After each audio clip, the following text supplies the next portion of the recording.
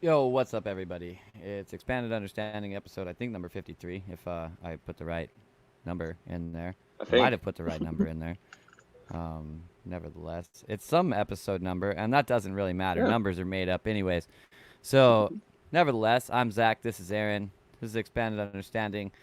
Thanks for everybody Hi. being here in the chat. If you are here watching a replay, please like, subscribe, and share the channel, and come be a part of our community, which you can do by going to the links in the description below. We have all kinds of social media sites and stuff that you can join through there that you can stay up to date on what we are doing in the community and become part of the community, which will likely enhance the quality of your life. So, nevertheless, Yeah. as far as like topics to talk about today, Aaron went to the Capitol Hill Autonomous Zone, so we'll probably spend some time looking at his pictures and talking about, kind Cool. of what Authentic his. content.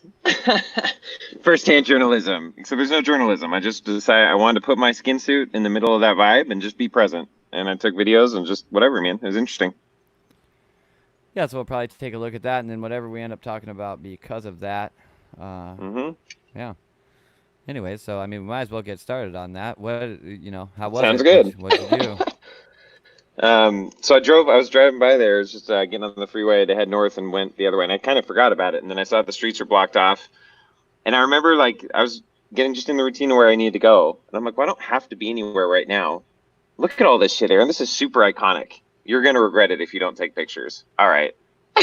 So I parked and I went walking around, and then you get to the zone, and then each thing has its own meaning. I mean, there's interesting energy on all of them, if you will, or nuances to different graffiti at different places. And I think that one, if not, there's another one that's like that, but it's a pano picture, so you can see the streets on Pike and not the cross street is over there. Pike and that was maybe 13th or no, wait, it was between like 12th and Broadway, and Seattle Central, I think right there. They have a big play field. You see in the other pictures and the videos where people are out on the field. And actually, what's interesting, so like there's a lot of really interesting, our one just the dynamic of being downtown and seeing these places. I've eaten at these places. I've driven around here. I've worked in the city for a long time, and I've lived down in the city now. So like I'm really familiar with them. To see them boarded up, to see it's not. On one hand, it's not as ominous as maybe the pictures still image make it seem. Like when you're in the middle of it, it's just, especially in the afternoon. There's a lot of people are just talking and it's casual.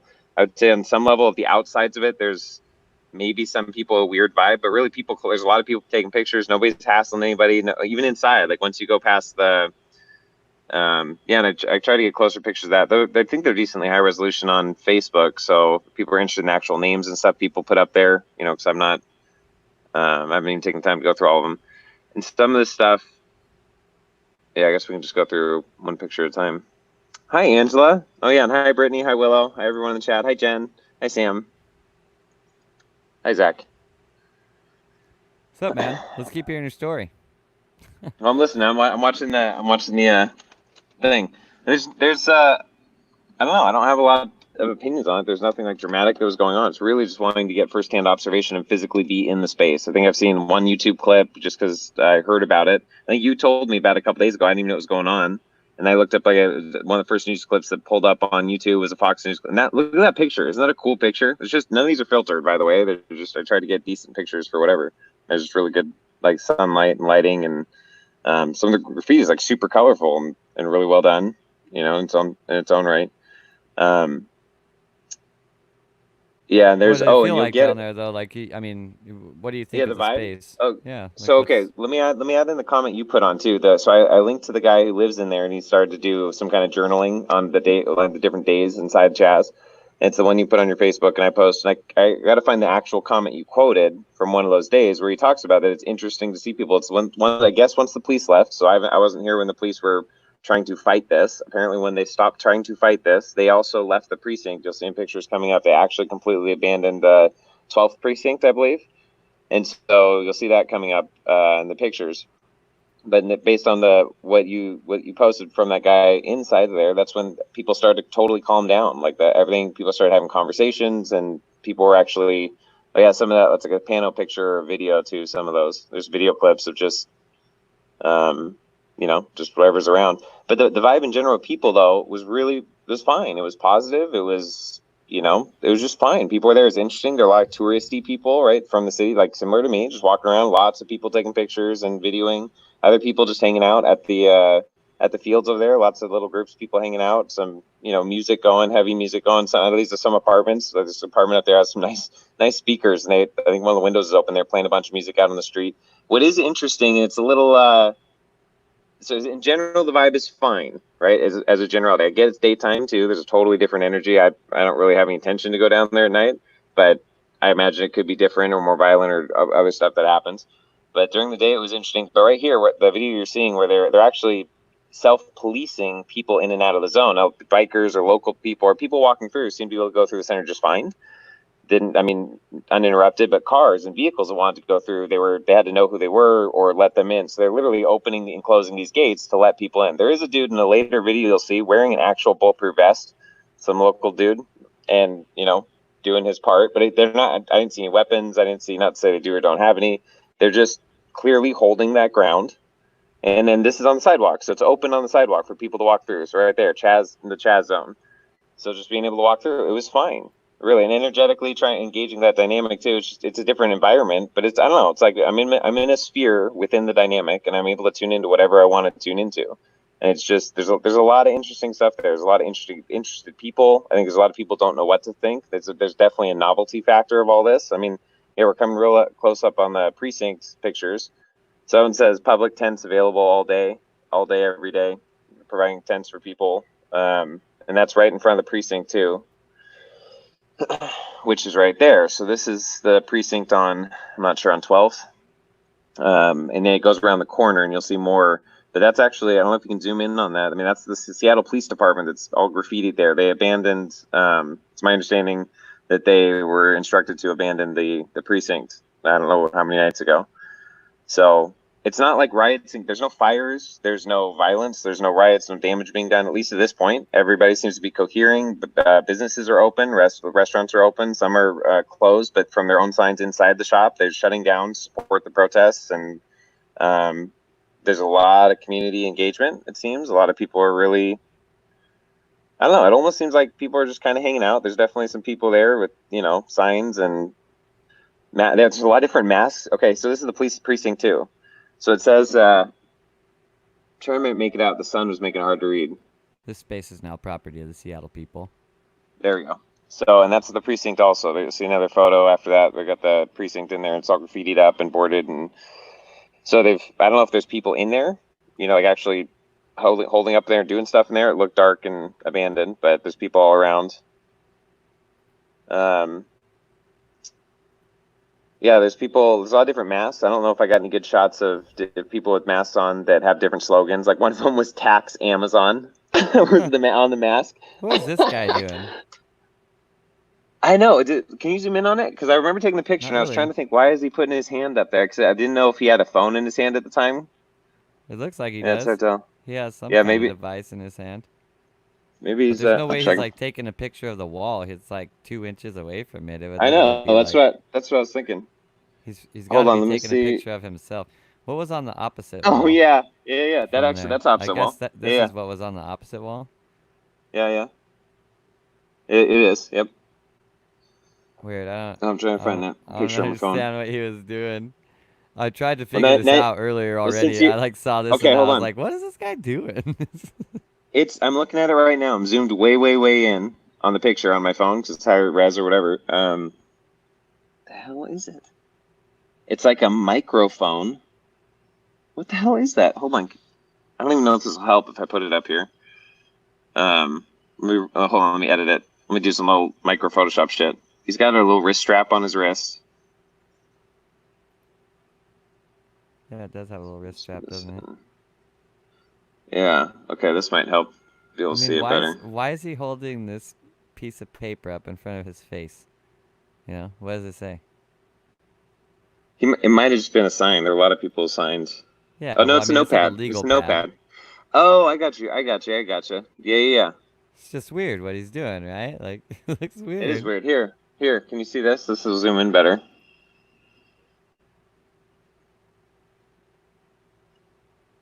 So I don't know. It's not a Yeah, phone. I Look have how no tiny it idea what is. he's It fits in doing. the size of his hand.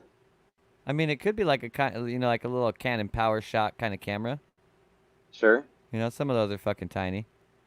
Yeah. So I it mean, looks just like like, he's taking a picture. Okay, so you can tell on there that he's really taking a picture of. I understand what he's doing with the picture. Like the picture is basically like, well, this is the picture he's generating. Like it's got his hand in it, but then it's yeah, also you're able to see the sign right here, and then you're able to see like the just his eyes, right? So he's blocking his face like a mask. You know what I mean? yeah, But you can see in the reflection if you're holding your thing up, then you can see in there when you're looking at it tight that on the camera phone or on the camera right here it has an LCD screen and you can see his hand again right yeah, there. So I mean yeah. In the reflection. it's got to be just but why is there an LCD screen on that side? I don't know. What kind of device is this? This is so weird. I know it is interesting. I The mean, there's a fuck is lot of he my small doing? devices, but yeah, that's What kind of because interesting. okay, so this would basically be the front of the phone, right? Yeah, you Or I mean think, but it's look not how even the tiny. It's so phone. tiny. It's It's not even a thicker phone. too than it. Yeah, Yeah, it's or weird. no, it's thinner. Yeah, I don't know what the hell this thing is. Huh. I don't The fuck know. is he doing? So If you weird, dude. know, please chime in the live chat. Yeah, I mean, I We'll would decipher the code. presume he's taking a picture of his face with the. I mean, if we pull this out here, and then we're over here, and we make this full. I Yeah, yeah, presume he's taking a picture of his right, like the upper half of his face and the sign, yeah, and yeah. you would think he's using the backdrop for that, but the backdrop is Oh, maybe. basically this. Like what we see in the next picture is basically the backdrop. Because in the reflection of this sign up here, you can see exactly what he was taking a picture of. You know what I Right. mean? Okay, hold on. Let me zoom in on that one. I was even trying. Let's see. This might have been a few seconds later. But yeah, you can see what he was looking at for sure. But he wasn't there at this point. But yeah, you can see the sign he was looking at. That's interesting. I don't get it. Maybe he's just being really artsy somehow. Yeah. He looks so, for lack of a better word, governmental, though. Hmm. Like he's so Sure. fucking Yeah, yeah, clean yeah. cut. Look how fucking clean cut this guy is. This is the cleanest fucking Governmental. cut you could ever get in your life. This dude got a haircut 3 days ago. He's been in quarantine. Where'd he get that haircut? You know what I mean? Yeah, yeah. His fucking jacket, he bought it fucking 2 weeks ago. Looks like. You know what I mean? He tossed on Yeah, the yeah, only yeah. pair of jeans that he has so that he looked like relatable. You know what I mean? Uh-huh. Underneath it, he's got a polo shirt on. 100%.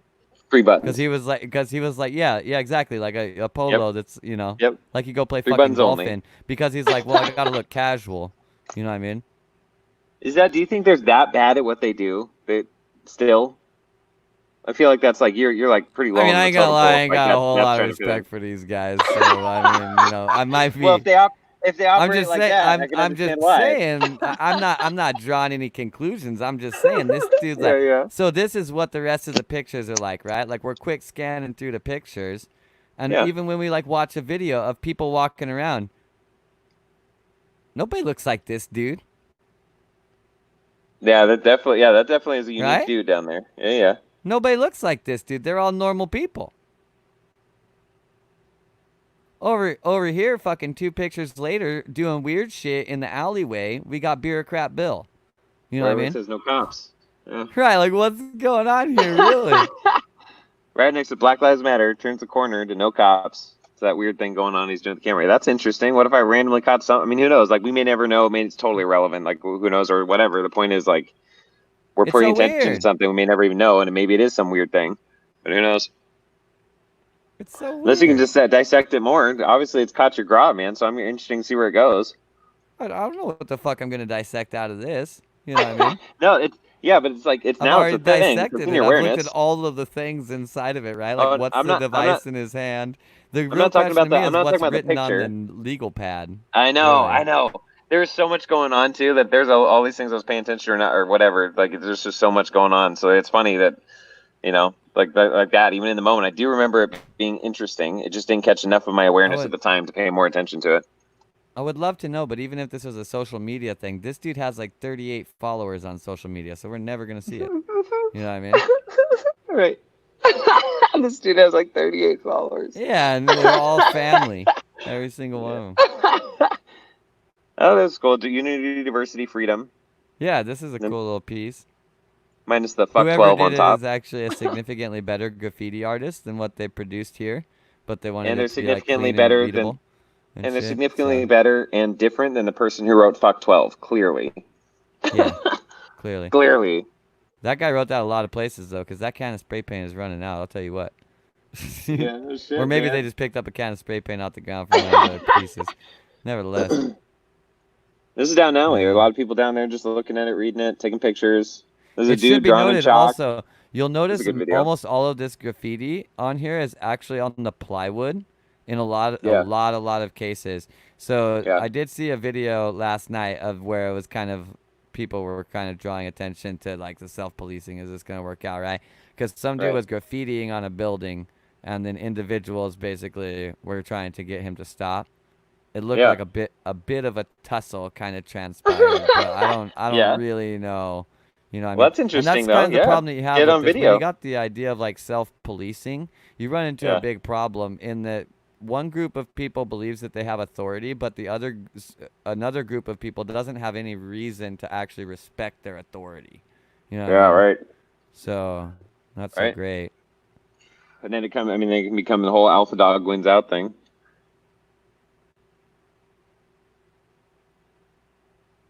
Yeah, so there's a lot of people just It should interested. It also seemed be like, noted that I don't understand why everybody is all up in arms about George Floyd. The thing that happened to Breonna Taylor is much fucking worse than George Floyd, by the what happened? way. What's the story? Breonna Taylor, they busted into her house on a no-knock warrant in the middle of the night while her and her boyfriend are asleep in their bed. Her fucking boyfriend jumps up, grabs a firearm, tries to defend the situation. They shoot her in her bed and kill her, and then arrest her fucking boyfriend, put him in jail, Whoa. who they've now let out of jail, but they have since also fucking banned no-knock warrants in the state. But still, this Breonna Taylor girl got 100% legit. No questions about it. Not maybe this is a fucking conspiracy theory kind of thing like that, Yeah. where like what's really going on with George Floyd? Is he even dead? It's questionable. Why is there's all these inconsistencies? 100 fucking percent. Breonna Taylor got murdered in cold blood by a bunch of police officers in her own house, laying in her bed in the middle of the night. She was woken up by her door getting kicked in and then murdered in her own bed, as like any other fucking thing, any woman watching this, any guy watching this, you know that you would either want your husband or you are the husband who would stand up, grab the gun and go defend it from the fucking intruders. And then he got fucking, he gets like he doesn't end up killed somehow, right? Right. But she gets shot fucking 7 times in the bed or whatever, and so Jesus. she's dead. So this is fucking horrible. Like Right. honestly, in a certain way, you could argue like no disrespect to anybody else on this little list right here. You got things inside of there, right? But Breonna Taylor, like this one's pretty crazy because there's always been an argument on the other side of people being like, "Yo, cop killings are out of fucking control," and the thing has been basically like, hey, did you ever think if you didn't do illegal stuff, you wouldn't have problems with cops? She was asleep in her bed. Okay? She's not Yep. even a fucking like criminal type or anything like that in any stretch of the imagination. She's like a fucking, I'm pretty sure she's a college graduate.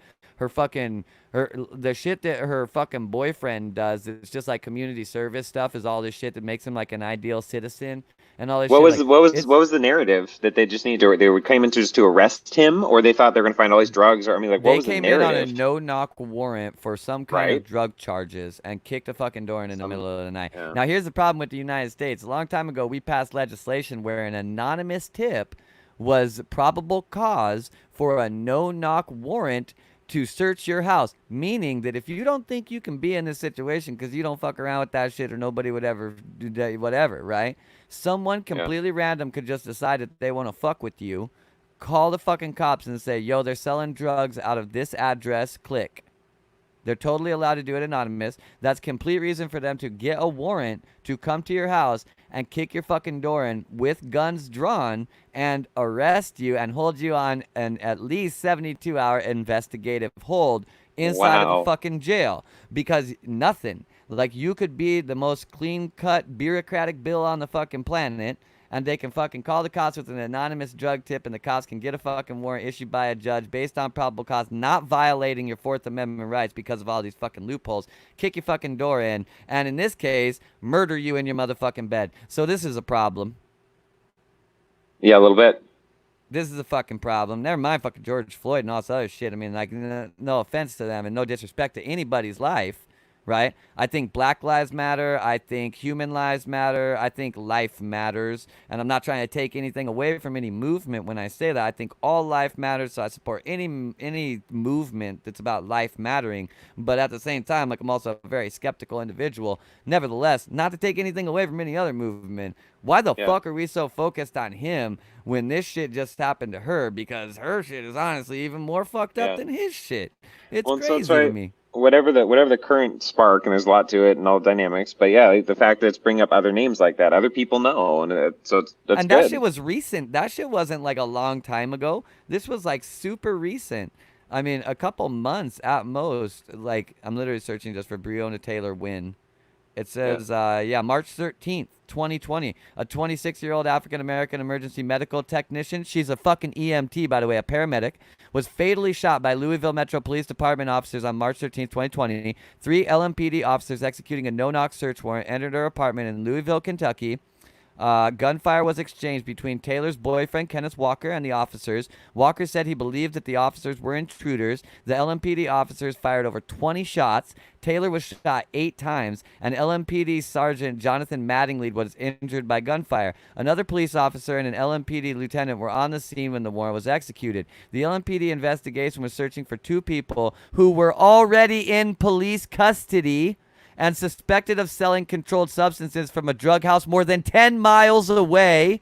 One of the people in custody, Jamarcus Glover, had a prior relationship with Taylor. The search warrant included Taylor's residence because it was suspected of receiving drugs in the case, and because a car registered to Taylor had been seen parked on several occasions in front of Glover's house. No drugs were found in the apartment. Walker was licensed to carry a firearm and fired first, injuring a law enforcement officer, whereupon police returned fire into the apartment with more than 20 rounds. According to a wrongful death lawsuit filed against the police by the Taylor family's attorney, the officers who entered Taylor's home without knocking or announcing under a no-knock search warrant allegedly opened fire with a total disregard for the value of human life. So now, this What's the status on that Kenneth lawsuit? Walker. I mean, I can read through all this. Investigations and legal proceedings. We're skipping over a section that was about the shooting. I mean, I'll just bring this up on screen real quick, and then I'll Yeah. literally Yeah, just do it. read the whole fucking thing, because really, honestly, the Yeah. situation is fucking ridiculous. This, by the way, P.S. I've been looking at this shit literally since I was 9 years old. I know to some people that might be like, that's ridiculous. Like, why would you be doing this at 9 years old? My mom always treated me like an adult, and my mom started getting me into activism when I couldn't even, like, all I could do was fucking hold a sign. I couldn't even read what the fucking thing said. That's why at 9 years old, I've always been skilled with computers. I've always been good with words, and I've always been able to do what I'm fucking told. And I've always been able to do it good. So I've always been tasked at things, and I've always been engaged with this shit since I was 9 years old. This shit happens like 25 fucking times a year. You just don't hear about it. Nevertheless, shooting section. Shortly after midnight on March 13th, 2020, Louisville police entered the apartment. Let me quick. Yeah, okay, never mind. Police entered the apartment of Breonna Taylor and Kenneth Walker using a fucking battering ram to force open the door. The police were investigating 2 men they believed were selling drugs, allegedly unaware that the men were already in custody. The Taylor Walker home was included in a signed no-knock search warrant signed by Jefferson County Circuit Judge Mary M. Shaw, reportedly based on representations by police that one of the men used the apartment to receive packages. The suspected drug dealer had allegedly been seen walking into Taylor's apartment one January afternoon, so fucking 2 months before this, with a USPS package before leaving and driving to a known drug house. And the warrant, so he walked in with a package from the Postal Service and then left. And then he drove off and they followed him to a known drug house. So somehow that was probable cause to search this apartment 2 months later in the middle of the fucking night, looking supposedly for 2 dudes. Not the package that they left, but specifically for 2 dudes that were not there, that were already in police custody. Already in So if custody. you think any of this fucking washes, like, honestly, just fucking leave the channel and unsubscribe right now, and make sure that you're unfollowing me on all places that you possibly could, because I don't even want to hear your fucking opinion on anything if you think any of this is even remotely legit. This is fucking ridiculous and a clear overstepping of power. Nevertheless, The warrant said a U.S. postal inspector confirmed that the man had been receiving packages at the apartment. Postal Inspector Tony Gooden has said that his office had told police there were no packages of interest being received there. The postal inspector later said that his office had told the police that there were no packages of interest being received there, despite their fucking claim that they supposedly told to this one Jefferson County Circuit Judge Mary M. Shaw, the representation by police, that one of the men had used the apartment to receive packages, but this allegedly been seen walking into the... Where the fuck is this coming from? Right? So supposedly this... Anonymous tip. The warrant says that this U.S. postal inspector, whoever, a U.S. postal inspector, confirmed that the man had been receiving packages there, but the postal inspector that works at the fucking office disagreed with that claim. And we have a citation for that. It's 14. This is in WDRB, whatever this is. We can literally go and look at the link and see that this is a local news station, mainstream news, right? Local news station, right here. Gonna load right on up. Here's a fucking door. Like literally, there's a picture of their fucking door all smashed in. They literally had a motherfucking metal door with a deadbolt, and it's fucking smashed in. Screen? I mean, I can pull it on screen real quick. It's just. Oh, I just didn't know if you were. Yeah, I just didn't know if you. Ridiculous. So this is their door here, fucking smashed in. This is what any door that's metal looks like after it gets fucking smashed in. They're really fucking strong. But when a person has a metal door with a deadbolt and their normal fucking thing, you would expect yourself to be safe behind that. You don't expect motherfucking basically armed thugs to come in with a fucking battering ram and bust your door open in the middle of the night when you're not even doing anything wrong. You're a fucking EMT. Okay, and at some point in time in this, I'll get to what Kenneth Walker, her boyfriend, was doing, which he was also an upstanding citizen. 2 months ago, she was interacting with some guy that presumably there's a good chance she found out he was into shit like this and was like, hit the road, Jack. I'm not about that life. You know what I mean? So this is fucking ridiculous. So we're going to go back to the Wikipedia now and read the rest of this. So... Louisville police allegedly announced themselves while entering the home. Okay, so being in a place that's been kicked open by a fucking battering ram. What they do is they hit your fucking door a couple times with the battering ram, and as the door comes flying off the hinges and they start rushing in going both directions, generally, I mean, I don't know about this case because they only had some normal 3 basically beat cops out there. But they come in with guns drawn. They're tactically trained to take a space like this. So they have 3 officers because when they kick the door down, they come in announcing themselves. One goes straight, one goes left, one goes right as they make entrance almost immediately with each other. The 2 that are making entrance first go in together, watching forward, and then they pan out left and right, and then the other one moves in between them, and then they sequentially clear the entire domain as they move through the space tactically, as they are trained to do in this type of situation. They announce themselves while entering the home as code word for as the door came busting off the fucking hinges, they were screaming Louisville PD while these people were asleep because it was the middle of fucking night. So after knocking several times, this is the most common fucking claim that is lied about in the history of warrants right here. We knocked several times. They didn't answer the door. But there's no fucking way to actually prove that they did. And 9 times out of 10, the people who are on the other side of the warrant say they never knocked once.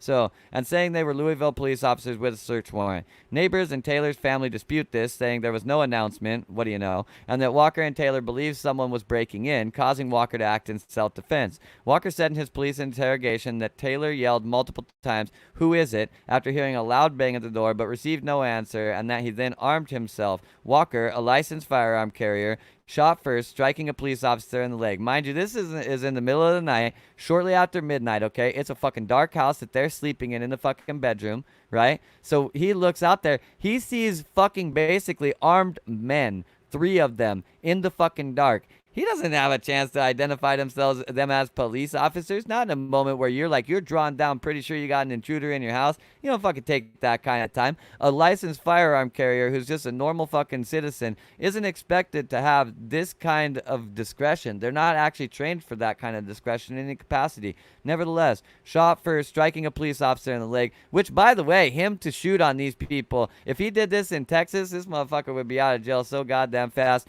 And I'm pretty sure he's out of jail anyways right now because it's his fucking constitutional right to bear arms and use them for people to interlope on his fucking space like this. So he's totally fine. In response to him shooting the officer in the leg in the fucking dark, when they weren't responding to who is it. The officers opened fire with more than 20 rounds, hitting objects in the living room, dining room, kitchen, hallway, bathroom, and both bedrooms. So they sprayed down the whole fucking house, basically. Taylor was shot at least 8 times. At least 8 times. How do we not have a direct count? You know why we don't have a direct count? Because she was shot so many fucking times you can't count the bullet holes. What the fuck is that all about? When they were spraying down the house, 20 bullets, 8 of them ended up in her when they were also hitting shit in the dining room. Fucking doesn't wash to me. Anyways, Taylor was shot at least 8 times and pronounced dead at the scene. No drugs were found in the apartment. According to anonymous sources who spoke to Wave 3 News, one of the 3 officers allegedly fired blindly from the exterior of the residence through a window with closed blinds and curtains. The sources said they do not believe Taylor was struck by any of the bullets fired by the officer who was outside.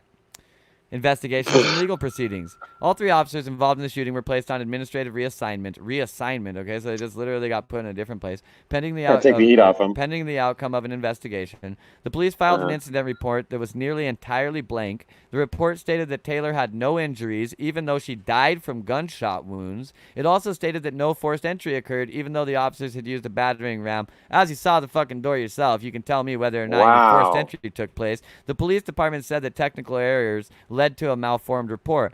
Walker initially faced this is the boyfriend, Kenneth Walker, okay, who fucking acted in defense of the girl that he fucking loves in the middle of the night as 3 armed thugs beat his fucking door down and came in refusing to answer who they were.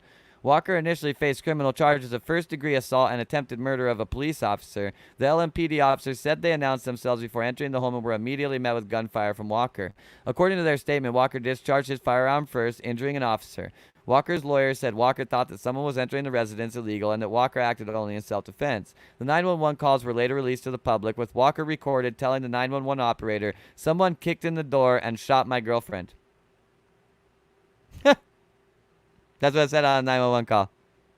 Yeah. So if you think that maybe even this whole storyline is true, I mean, maybe it ain't true at all. Maybe they snuck into the fucking residence and then maybe they made it look like there was a forced entry to make up a motherfucking story because they went in there and they executed a woman in her bed. Nevertheless, Walker was later released from jail due to coronavirus concerns, which drew criticism from Louisville Metro Police Department Chief Steve Conrad. Judge Olu Stevens released Walker from home incarceration on May 22nd.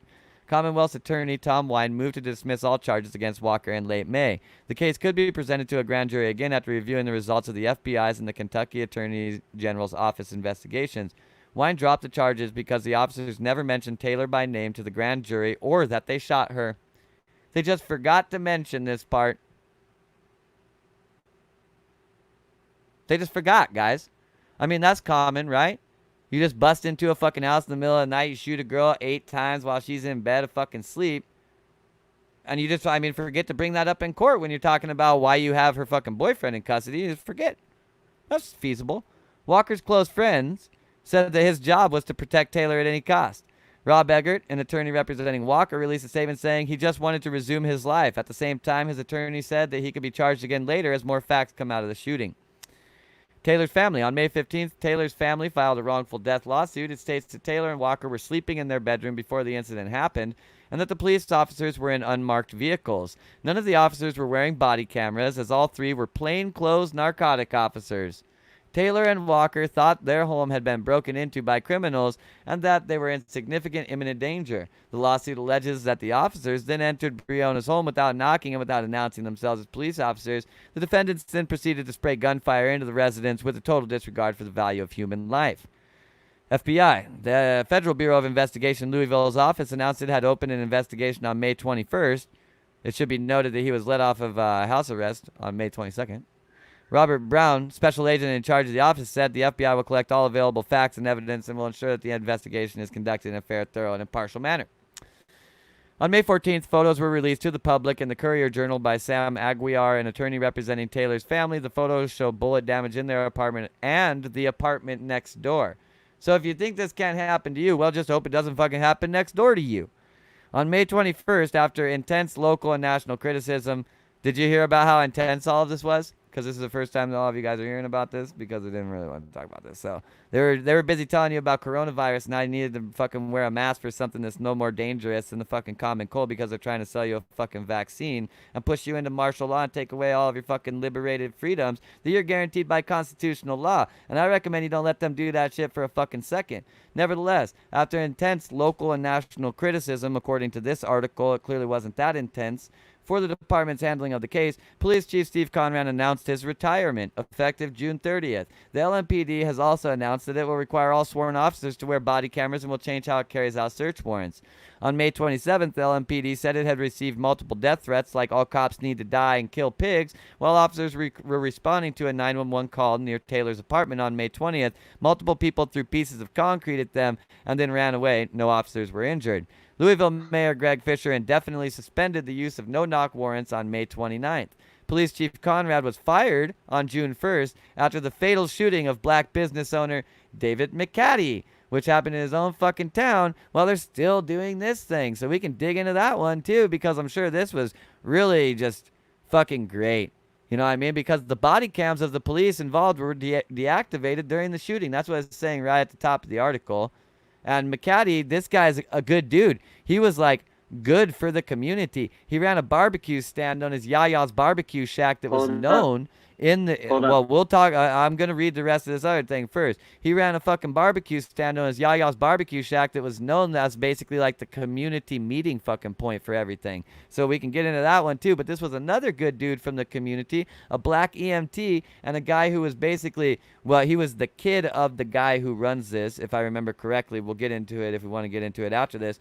But nevertheless, these are two good people murdered in the middle of the fucking town. They don't talk about it for some reason. Nevertheless, protests. Multiple protesters, including friends and family of Taylor, surrounded Mayor Fisher's office on May 26, 2020, and demanded that 3 officers be arrested and charged with murder. On May 28th, 500 to 600 demonstrators. Realize on May 25th is when the George Floyd thing happened. Okay? And on May 26th is when they did this thing right here. Right? So are you seeing the continuity? You see how they're trying to pull the shit other places, but at the same time also providing completely reasonable reasons to be doing the things. Ask yourself why they're worshiping the one that they gave the most media time to. Because there's a fucking reason for that. Nevertheless, on May 28th, 500 to 600 demonstrators marched in downtown Louisville chanting a mantra that they should not chant, and I absolutely refuse to say it myself, and also chanting the name of Miss Taylor, Breonna, Breonna, Breonna, 3 times like that. The protest continued into the early morning of May 29th when 7 people were shot. 1 was in critical condition. At the same time, Taylor's sister, Juniaya Palmer, posted on her Facebook page, "At this point, y'all are no longer doing this for my sister. You guys are just vandalizing stuff for no reason. I had a friend ask people why they are there. Most didn't even know the protest was for my sister. These protests and demonstrations were part of the nationwide reaction to the killing of George Floyd, an African-American man who was murdered in police custody on May 25th. So, we could go, I mean, there's a little bit more. But I think we got the point on that one. So quickly we'll jump into David McCaddy, another person who should probably still be alive if there wasn't some people in the world that had some kind of fucking weird agenda to make you think that there's like this big fucking fight going on. These fucking, I just want you to know right now, these guys that do this stuff, they're not fucking police. They're paid assailants carrying out an agenda for a group of people who have a much bigger agenda than the police. They're pitting the police against you, and the people against the police, and the people against the people, and the police against the people, and the fucking everything like that. Police are people too. They spend 8 hours a day in a fucking uniform, and they get 2 days off a week. They spend most of their time being a fucking citizen just like you. This ain't the fucking police, man. This ain't the fucking police. This shit been going on for a really long time. Really fucking long time. This ain't new shit right here. So, nevertheless, David McCaddy. McCaddy, who ran a barbecue stand known as Yaya's Barbecue Shack, and his mother, Odessa Riley, were present at a large gathering in the parking lot of a local food market that the Louisville Police and Kentucky National Guard were attempting to disperse. McCaddy's barbecue stand was next to the parking lot where the crowd had gathered. Witnesses in the crowd said the gathering was separate from the protest and was instead a weekly neighborhood party, which they had been throwing for quite some time, where McCaddy served food for free to the people in the community from his barbecue stand. They alleged that soldiers had boxed the crowd into the area, causing a panic, which resulted in people running towards the stand. According to the LMPD statement, someone in the crowd opened fire at the armed officers, who returned fire. One of the bullets shot by law enforcement struck McCaddy, killing him at the scene. After he died, McCaddy's body remained lying at the scene for 12 hours before the coroner took it away. So, I mean, this one's still pretty active here because it was literally just on June 1st. You know what I mean? Yeah. The investigation as this listed currently. On June 1st, Governor Andy Beshear ordered Kentucky State Police to investigate the shooting via a joint effort with the FBI Louisville Field Office and the U.S. Attorney Office for the Western District of Kentucky. On June 2nd, acting LMPD Chief Schroeder, because of course it's acting LMPD Chief right now because the other one, well, he was just forced to quit despite the fact that he had put in his resignation because he had partaken or at least in some way facilitated the fucking murder of a woman in her house. So, on June 2nd, acting LMPD Chief Schroeder said that security camera footage showed McCaddy firing a gun as officers approached his business while clearing out a nearby parking lot. According to Schroeder, questions remained, including why did he fire and where were police at the time he fired.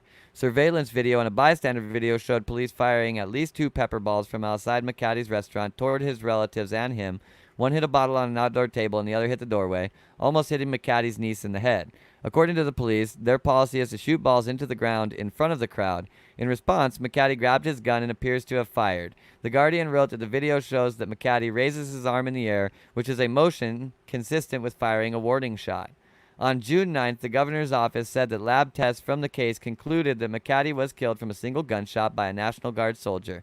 In total, 2 officers and 2 guardsmen fired at least 18 bullets in McCaddy's direction. One of them hit, okay? So we're just totally lucky that there's not like 1,700 people. Realize a crowd had just ran toward this dude. McCaddy was determined to have fired twice from a 9mm pistol. Aftermath. Mayor Greg Fisher fired LMPD Chief Steve Conrad after learning that officers involved in the shooting of McCaddy did not have their body cameras turned on. Deputy Chief Robert Schroeder was placed in charge of the department as the interim police chief. Many residents and protesters raised concerns about why so many officers and troops were at the location, as the most significant protest that night was roughly 20 blocks away. They have also raised claims that the group wasn't even protesting, but instead customers of the store and barbecue cart. Others have raised questions about why rubber bullets had been used in the Highlands, but real bullets in the West End. One of the officers involved in the shooting, Officer Katie Cruz, became the subject of a professional standards investigation on June 2nd after she posted a photo of a protester offering her flowers during a protest on May 28th. The photo depicts Cruz standing in a police line with other officers, while a white female protester holds flowers near Cruz's chest. Cruz captioned the photo with, "I hope the pepper balls that she got lit up with a little later on hurt," and claimed that the protester was attempting to elicit a reaction from her with taunts, and finished the caption with, "Come back and get you some more, old girl. I'll be on the line again tonight." Reactions. Metro Council President David James described himself as a close personal friend of McCaddy and described him as a good man who loved his neighborhood and city.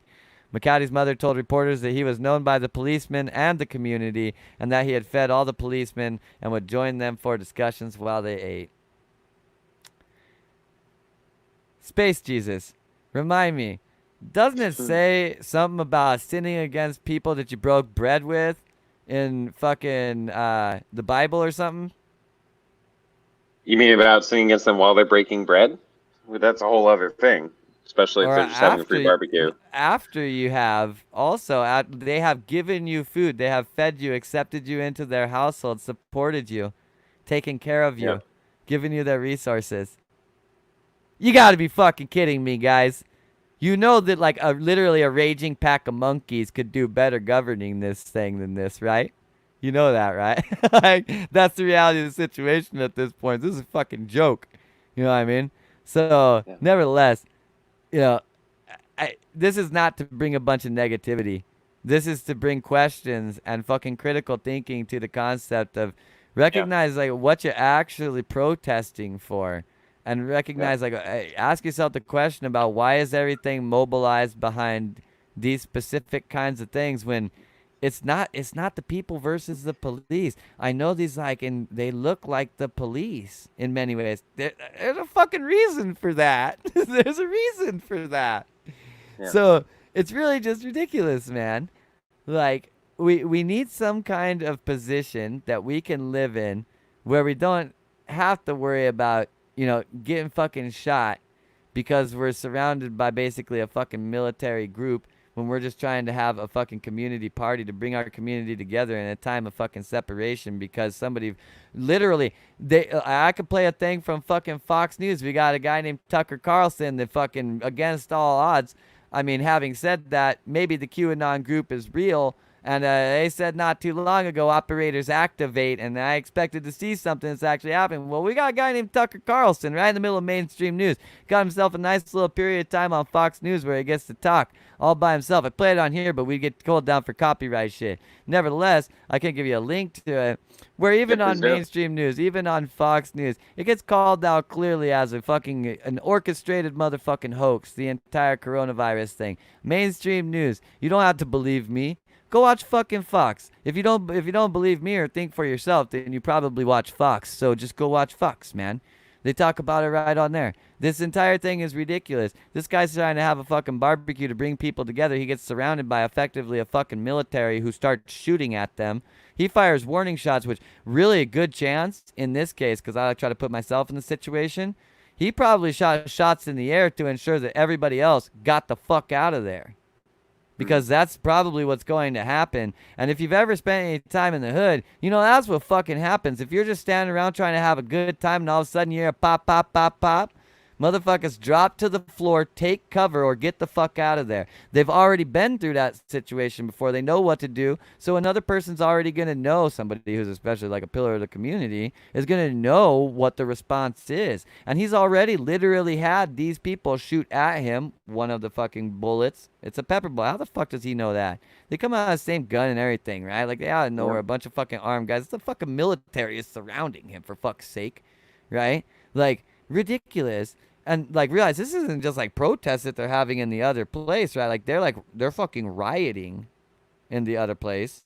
So if they're rioting right over there, what the fuck how do they have all the fucking resources for 20 miles away over here? You know what I mean? Like, what the fuck is this all about? What are you doing here? Or 20 blocks, whatever. I don't even fucking care. It's like a bunch of people trying to have a good time, share fucking food, have a community. This is ridiculous. You know what I mean? And honestly, and that's what a lot of this stuff looked like this afternoon. Like, people were having a really good time and not just like causing chaos, like just chilling, man. They had their own groups going, they had food going, like people were having a really nice time for the most part in there. Yeah. Let me try and find. I'll try and find this. Tucker Carlson thing. Well, I'm looking for this, but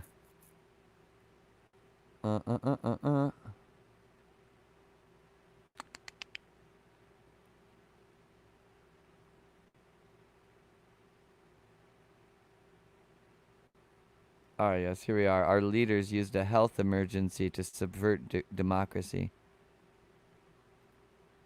This is the title of the video with 1 million views.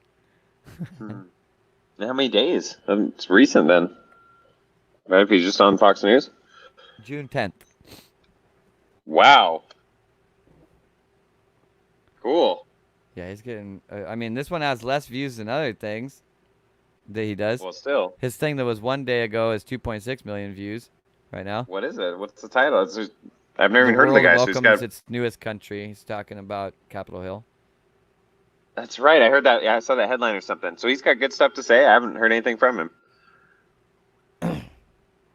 I mean, watch the video. Here's what we'll do. Everybody go ahead and go watch the video. I can't play it here. There we go. We're gonna take like a 10-minute or whatever. I'm gonna listen to music instead, and y'all watch the video, and then we'll come back and we can talk about whether or not Tucker Carlson is some kind of activated fucking shill, or whether he's actually well, for lack of a better word, even though the Q group uses it, a patriot. Because a patriot is one who defends natural rights, and as its initial establishment of the world, is one who defends constitutional rights, not supports their fucking government, Okay, Yeah, yeah, supports yeah. the right of the people. A patriot has never been someone who supported the government. They fucking stole that term from actual patriots and started acting like they were patriots while they called us conspiracy theorists while we fucking did the actual patriotic things, despite the fact that we were ostracized for it. Have a good time watching the video because now the entire world gets to see that we were fucking right all along. Okay, be back later.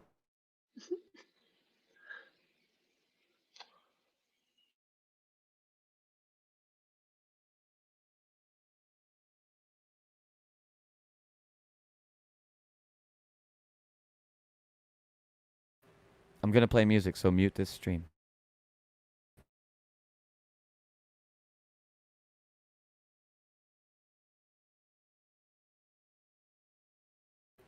Aaron, if you have to, just leave StreamYard until you're done watching it, because StreamYard might overtake your audio.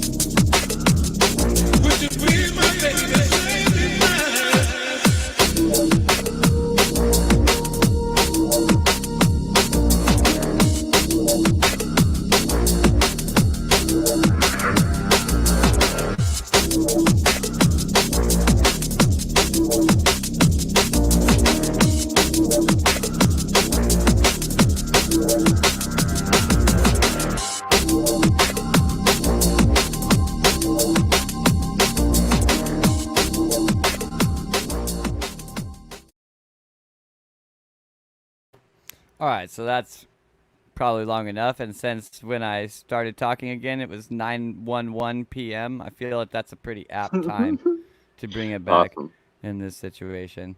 So, I got a quote. I got a quote from what we just watched at the end of that. He said, "The sad truth is that they did it because we let them do it. We believed them, therefore we obeyed them."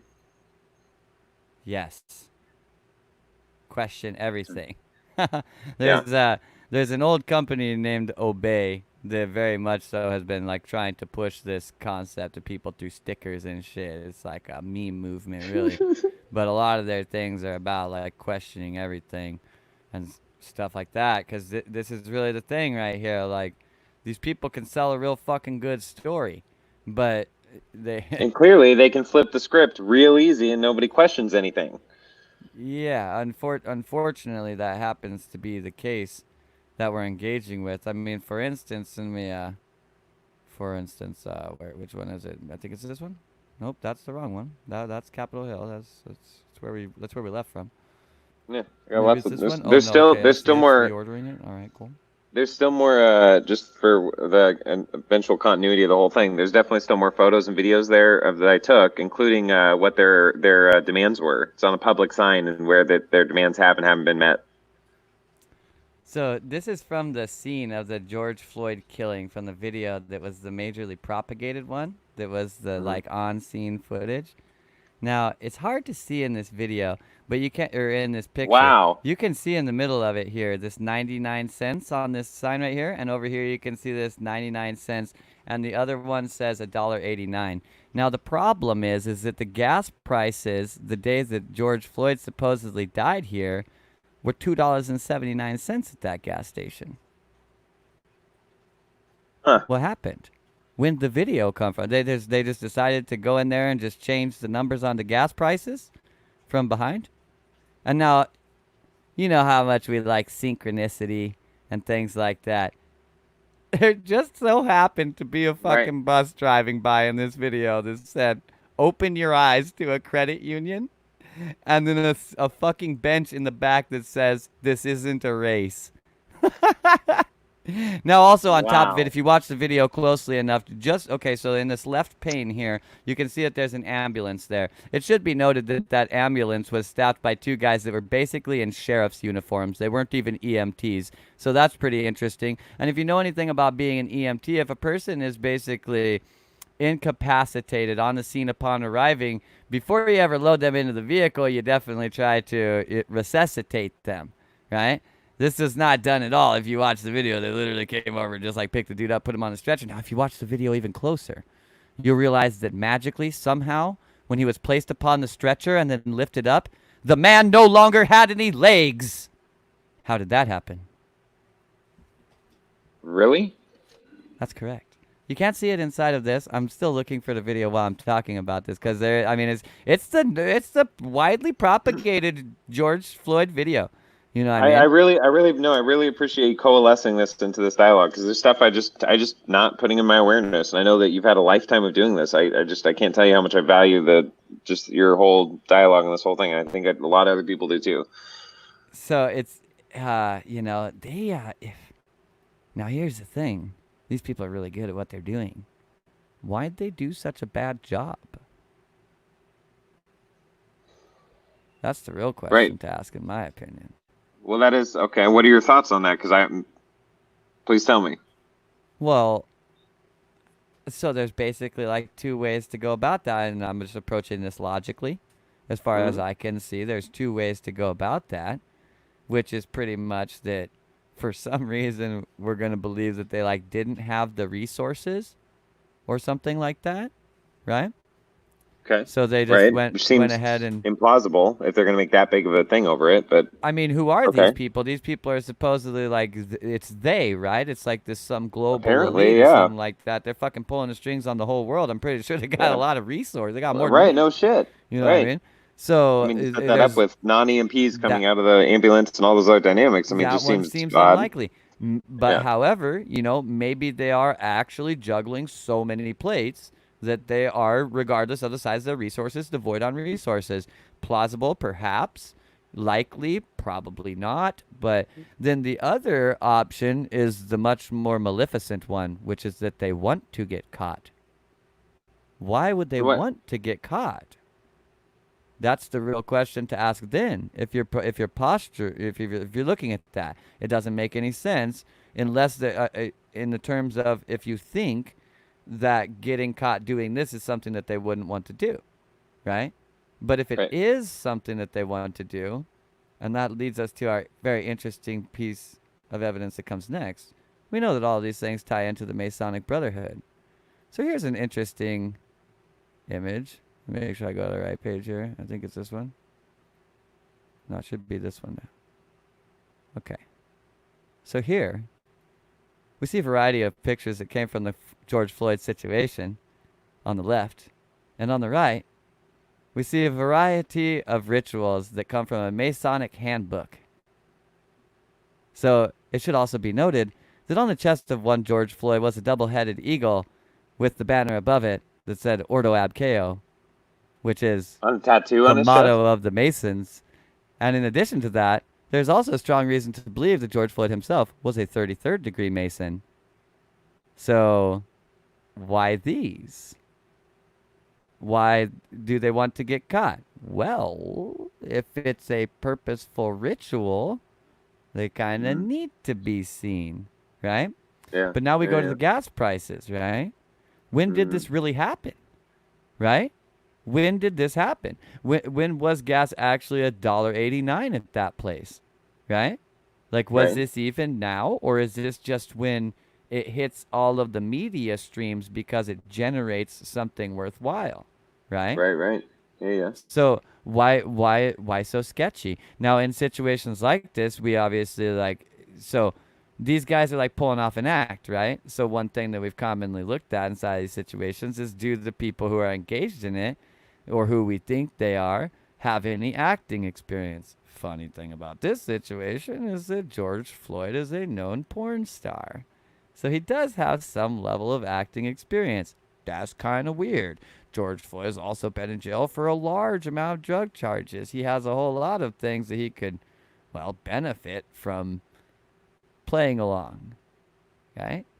So these are all very questionable. There's also a whole group of people that have drawn correlations about who this supposed officer Chauvin that had his knee on his neck, which is another Masonic ritual. I don't know why it's not included in this image. It's also in Mm. here, in there. Same book, even. Pretty funny. But Mm. nevertheless, apparently they wanted the 3x3 thing in here for some reason, maybe. Nevertheless, this guy, probably known crisis actor, probably a crisis actor. I mean, there's all kinds of reasons to think this. I mean, their fucking uniforms were all shoddy and shit. Like what the Asian guy that like there was a Right. previous picture that I was just showing with the gas prices. You can see like an arm on the side of one of them and then an arm on the other side of another one. This Asian guy standing there. Someone took this video and they zoomed in on it. The dude's fucking badge on his shirt is literally ironed on. It's like silk screened. It's not even a real badge. Like what the Yeah. fuck? What's really going on? Right? So all of this shit is like this horribly done process, right? It Yeah. honestly looks like it's done by some ragtag acting troupe or something like that that didn't even pay attention to details and shit. And you can see it kind of here in this bottom picture here on the left. I don't know whether people watching this are gonna be able to. Hopefully, I'll be able to find a better thing. But you can see how like Think so. think about this as being a black man's body that's the size of this individual that you see in the top frame. And like, does this look like the way that his lower body would naturally be? It looks all like crumpled and shit, right? Okay. Right. I'm trying to understand. Like, what would that mean though, or why would it be This like is that? still kind of still framed from the video right here, but in a Yeah. just a couple of frames inside the video, he clears all of the officers when he's on this stretcher, and you can clearly see that his fucking legs literally end, like they're not there, right? Why? Now, Like, why? Why would well, that be a thing in this whole What? That's a weird variable to me. I don't understand that part. he's not actually dead, but where does he Right. go, right? Like, where Okay. does he go? I don't know. There's questions to be asked. Like, why the fuck does the guy not have any legs? Where'd he go? Why would they do it Right. like that? Why do they do it so shoddy? Why have these guys been seen, or at least guys that look an awful lot like them, in other crisis situations. What the fuck is up with the gas prices? Why are their uniforms all fucking shitty and ragtag? How come the fucking paramedics that show up aren't even wearing the gear that paramedics of Louisville actually wear? Like, what the Right. hell is going on? Right? Questions Right. abound all over the place. One thing that's very interesting always to think about that is if something's true, it usually doesn't have a shitload of inconsistencies. Right. You're no kidding. There might be one or two that you can see a variable, Sure, but yeah, it's just that's a like you were lot. looking at it from the It's wrong way angle, too but many. this is a fucking bunch of them. You know what I mean? So there's a lot of questions about this. This seems to be something that's put in front of the people on purpose. It's probably thus put in front of the people to incite some type of reaction. What's interesting is that the reaction that was incited as a byproduct of this, why was it not incited by the goings on of just a couple months before in March when Breonna Taylor was murdered inside of her house? Or perhaps just like a couple days after this, why isn't everybody all going crazy about David McCaddy? Right? You know, who do we go crazy about? Who do we not go crazy about? Apparently we go crazy about the one that gets put on the news the most. Right? Like, what is that?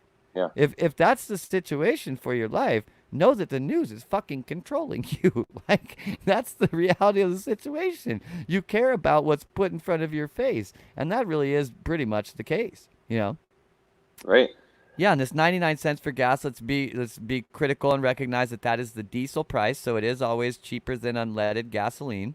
So it's expected it Hmm. would be cheaper. I don't know where the fuck you'd buy some diesel for 99 cents anytime recently, but that's the reality of the situation. They work together, right? Yes, at one point in time, they were employed together at a nightclub. Curiously, both the nightclub that they worked together in and the police precinct, the one that they burned down in the riots because they were so mad. The one that they burned down in the riots was where they were housing all of the evidence regarding this case, supposed case. And the nightclub is another one of the buildings that got burned down in the riots. Ain't that fucking Weird. convenient?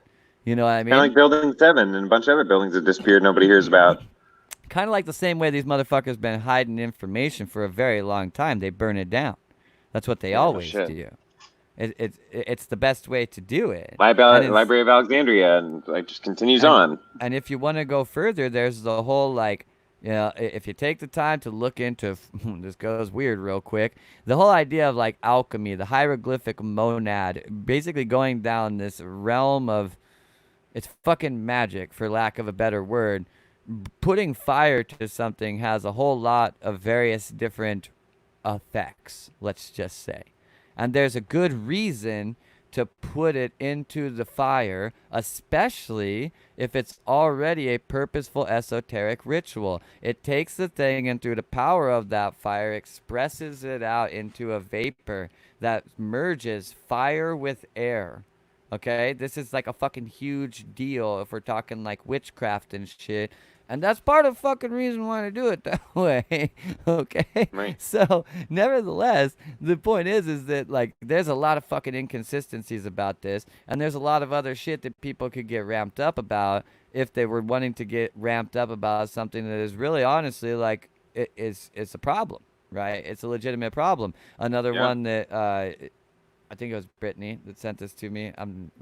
Don't remember at the second. I think she just sent this to me because we got like another dude right here. I haven't even read about this dude because there's honestly just too many of these. So this is a guy named Amadou Diallo. In the early hours of February 4th, 1999. So this is we'll just show what this is. This has been happening for a long time. A Yeah. 23-year-old Ghanaian immigrant named Amadou Diallo was shot and killed by four New York City Police Department plainclothes officers: Sean Carroll, Richard Murphy, Edward McMillan, and Kenneth Boss. Carroll would later claim to have mistaken him for a rape suspect from 1 year earlier, though his claim was never confirmed by any objective evidence. The officers fired a combined total of 41 shots, 19 of which struck Diallo outside his apartment at 1157 Wheeler Avenue in the Soundview section of the Bronx. The four officers, who were part of the now defunct Street Crimes Unit, were charged with second-degree murder and acquitted at a trial. Acquitted means that they got away Uh-huh. with it. at Uh-huh. trial in Albany, New York. Diallo was unarmed, and a firestorm of controversy erupted after the event, as the circumstances of the shooting prompted outrage both inside and outside of New York. Issues such as police brutality, racial profiling, and contagious shooting were central to the ensuing controversy. Uh, so to read quickly about him, Diallo was one of 4 children born to his parents and part of a historic Fulby trading family in Guinea. He was born in Sinoe County, Liberia, on September 2nd, 1975, while his father was working there, and while growing up, followed his family to Togo, Singapore, Thailand, back to Guinea. In September 1996, he followed other family members to New York City and started a business with a cousin. According to his family's lawyer, he sought to remain in the United States by filing a political asylum application, falsely claiming that he was from Mauritania and that his parents had been killed in fighting. He sold video cassettes, gloves, and socks on the sidewalk along 14th Street during the day. And apparently this guy, like everybody, has fucking goals in life. He was trying to do something with computer science and get him to basically the tech sector. He's over here from fucking Guinea trying to make it in New York in the Bronx. In the early morning of February 4th, 1999, Diallo was standing near his building after returning from a meal at about 12:40 a.m. Police officers Edward McMillan, Sean Carroll, Kenneth Boss, Richard Murphy, all in plain clothes, drove by. Carroll later claimed that Diallo matched the general description of a serial rapist reported a year earlier, or that he might have been a lookout.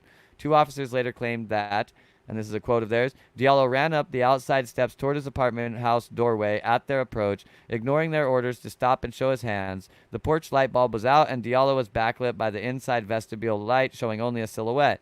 Diallo then reached into his jacket and withdrew his wallet. Seeing the man holding a small square object, Carroll yelled gun to alert his colleagues. The officers opened fire on Diallo, claiming that they believed he was holding a gun. During the shooting, lead officer McMillan tripped backward off the front stairs, causing the other officers to believe he had been shot. However, a witness Wow. testified that they shot with no warning at all. The 4 officers fired 41 shots with semi-automatic weapons, striking Diallo 19 times. The investigation found no weapons on or near Diallo. What he had pulled out of his jacket was a wallet. The internal NYPD investigation ruled that the officers had acted within policy based on what a reasonable police officer would have done in the same circumstances. Nonetheless, the Diallo shooting led to a review of police training policy and the use of full metal jacket bullets. On March 25th, 1999, a Bronx grand jury indicted the 4 officers on charges of second-degree murder and reckless endangerment. On December 16th, the court ordered a change of venue to Albany, New York, because of pretrial publicity. On February 25th, 2000, after 2 days of deliberation, a jury in Albany acquitted the officers of all charges. In April 2000, Diallo's mother and father filed a $61 million lawsuit against the city and the officers, charging gross negligence, wrongful death, racial profiling, and other violations of Diallo's civil rights.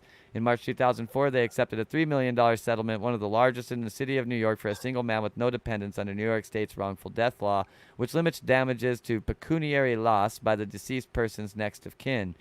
Pecuniary means that basically for their effectively like their emotional damages as a byproduct of losing someone. So it's kind of like a next of kin thing that they're supposed to get. But so we can read the definition. Apparently we can't. So there's a lot of different types of damages that you can generally get from some type of lawsuit. Pecuniary are ones that have to do with loss of the value of the person's life. Right? Not that they were actually worth something right now, but rather that they were worth something in the sense that they had more life. So they're only allowed to get a certain amount of money for that, is what this is saying. Anthony H. Gare, while representing the Diallo family, argued that federal common law should apply. In April 2002, instead of the New York State law, because federal common law allows for a larger pecuniary loss. In April 2002, as a result of the killing of Diallo and other controversial actions, the street crime unit was disbanded. In 2003, Diallo's mother published a memoir, My Heart Will Cross This Ocean, My Story of My Son, Amadou, with the help of author Craig Wolf. Diallo's death became an issue in the 2005 New York City mayoral election. Bronx Borough President mayoral candidate Fernando Ferrer, who had protested, this is him, who had protested the circumstances of the killing at the time, was criticized by the Diallo family and many others for telling a meeting of police sergeants that although the shooting had been a tragedy, the officers had been over-indicted. Boss had shot another unarmed black man dead in 1997. After the trial, Boss was reassigned to desk duty, but in October 2012, Commissioner Raymond W. Kelly restored Boss's ability to carry a firearm. As of 2012, he was the only one of the 4 officers still working for the NYPD. In 2015, he was promoted to sergeant in accordance to police policy, which is not subject to review by top department officials. So it should be noted that he was assigned to desk duty in 97, right, after the trial of this.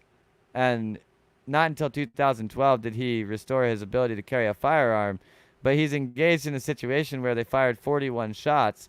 And with pre Brady Bill guns, which is what they would have had in 1999 when this happened, which is 2 years after the trial, which means he had already had his things revoked.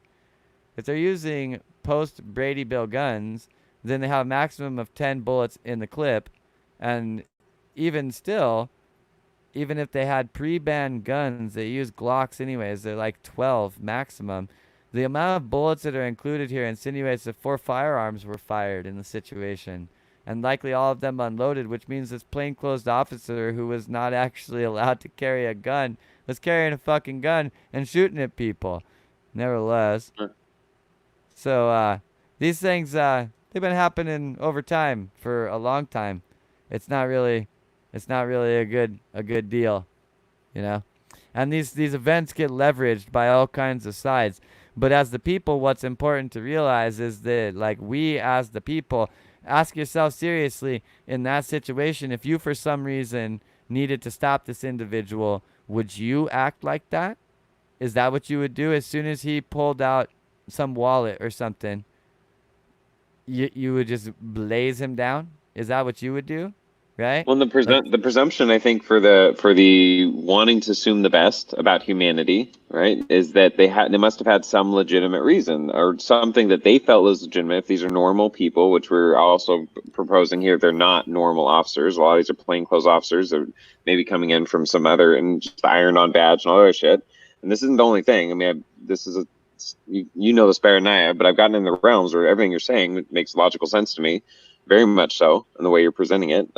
I think it would to a lot of people. There's a lot of things to be questioned and they need to change. yeah, basically that's the deal. A lot of fucking questions to ask. Just an enormous amount of questions.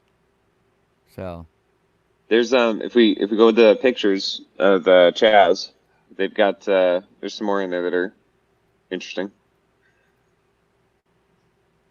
this was a video of walking through. We never even finished it. Sure. We were back here looking at this sign. Yeah, yeah. And started an excellent dynamic.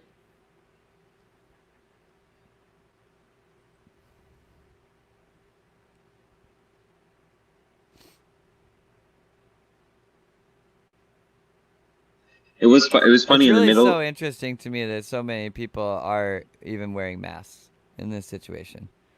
I mean, Right. like, I understand these concepts of, like, it's respectful to other people. People postulate this, or that, like, the thing for me is that the thing that they're wearing these masks for. First of all, those masks don't actually stop that thing. This has been proven by just a fucking ton of scientists. On top of that, then the thing that they're doing that for is, like, no more dangerous than the normal flu. Like, why haven't you Right. been doing this all your life? You're doing this Right. now because you've been told to do this suddenly, and you're still not asking the question of, like, why the fuck am I wearing this thing that's inhibiting my ability to get oxygen? It's Mm-hmm. it's covering up half of my face. That means that it's diminishing, like, the quality of the connection that I'm getting with other people. They're getting significantly less information about me. They can't see my face. They don't know what my face is like. Like, that's part of worthwhile information. These kinds of Yeah. things, like, there's a lot of questions to be raised at this point in time about, like, why are we wearing these things? And then especially, like, we see in here this thing that this dude's wearing over here on the left. You know what I mean? Like, Mm-hmm. these kinds of things. Like, I understand you want to go into a store and they're like, look, you can't shop here unless you put that thing on. So you make an argument that basically, like, well, so, I wear it just because, like, I ain't trying to deal with that hassle. Like, I get Right. it, but also at the same time, is there not a store that you could buy that out where you don't have to do that shit? Because, Right. like, if nobody's shopping at their fucking stores because they have mask laws and everybody's going to the store across the street that doesn't have those ones, I can guarantee you their capitalistic mind is going to get them to change. So it's just the reality of the situation. So I think a real question should be asked at this point in time. Like, even the respect argument with it, like, y- you've been sold a farce about what this thing was. How respectful are you really being? You know, Mm, like, are you actually being respectful? What are you saving these people from? You know what I mean? What are you really saving them from with these? The mask doesn't seem to scientifically prove to really do much, especially not if it's just like a bandana hanging on your face. You know, these kinds of things. hmm Like, I don't know. I'm not saying, do whatever you want at the end of the day. Like, you could wear masks all day if you want to. I've worn masks for a whole night before. I mean, I was like going to raves and I usually was like, doing weird stuff like putting mentholatum inside of them because I was high on ecstasy. But like, whatever. Like, you want to wear a mask and shit. Like, I've done Halloween. I've worn a bunch of masks. You know what I mean? Like, Yeah, yeah. it's fine. You can do whatever you want, but I just like hope that people are questioning like the Mm, legitimacy of the thing that they're doing and what it's really saying, and is it really something that they want to do for their life, you know? yeah. So I'm assuming that this sign that we see here is that like they're putting up like, is this like basically their 5 demands before what? Until Yeah, I what? Like guess this is just stuff they I want don't or know what? until the I don't know. I haven't talked to anybody, asked somebody, I didn't see anybody explaining. It was just posted up there. So before they release the zone, I guess. I don't know, but I'm not sure what some of the items on there are. Can you go through them with what you know about them?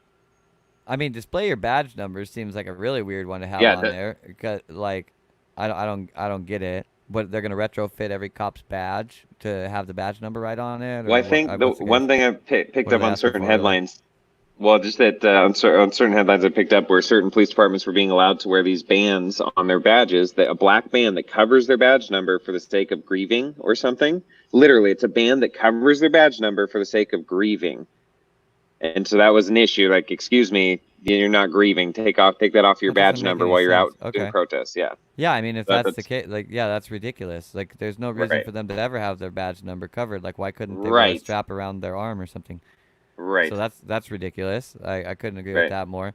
The end the curfew one, I'm glad that that's xed out because like realistically, the curfew never existed, guys. Like the No, curfew it was didn't. I'm something that always they out after curfew.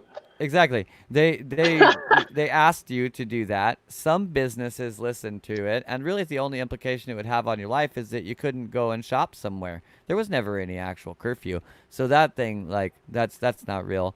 Stay under the Department of Justice consent decree. Uh, I don't What's actually that know what about? this thing is, so let's see if I Yeah, let's just look it search up. DOJ consent decree. What does this tell me about it? I have a guess to what it is. Um, oh God, it's an actual legal document.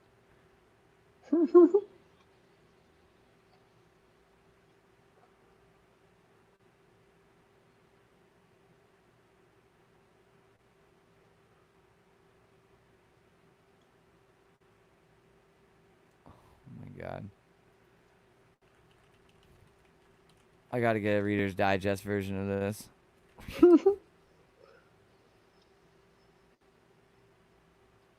I'm guessing this can. I'm wondering if this is about the.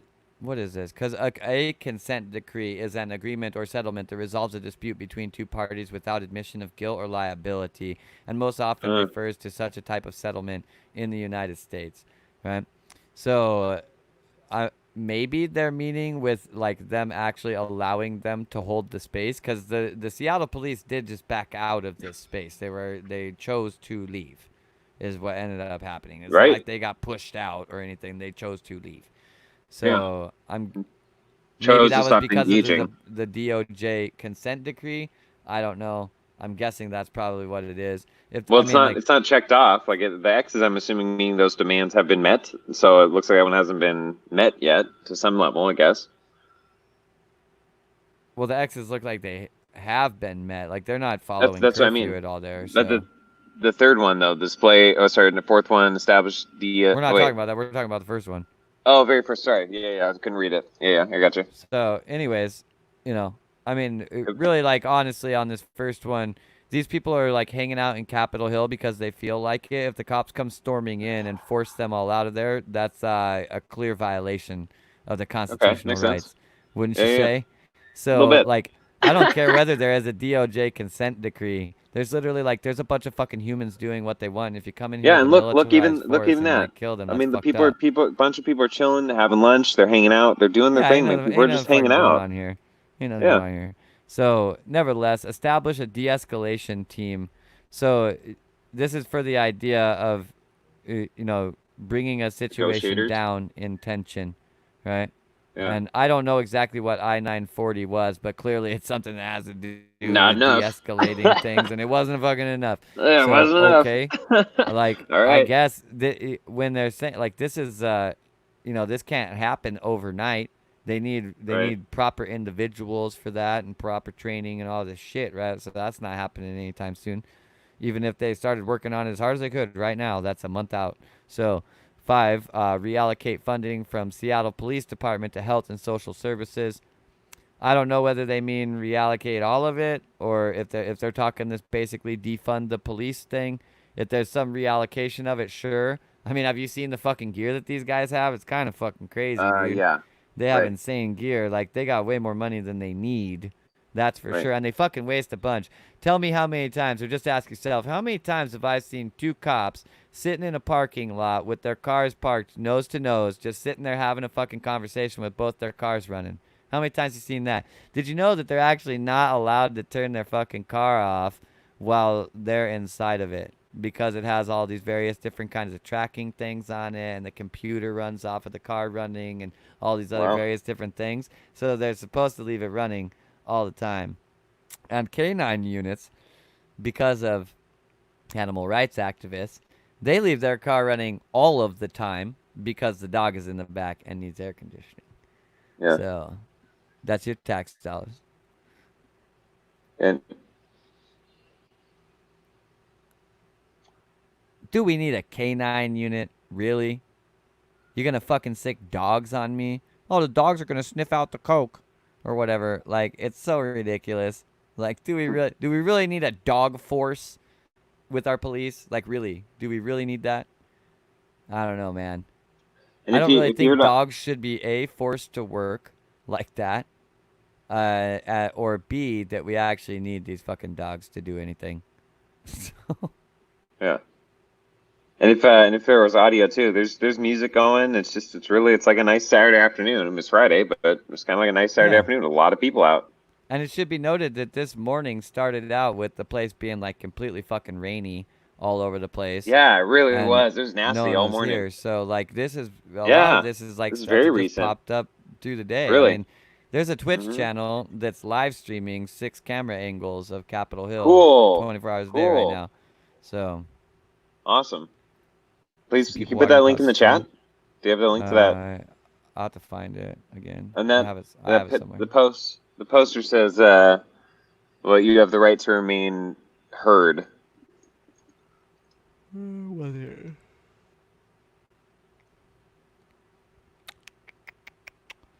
Must have been looking at it in the other browser. Hmm.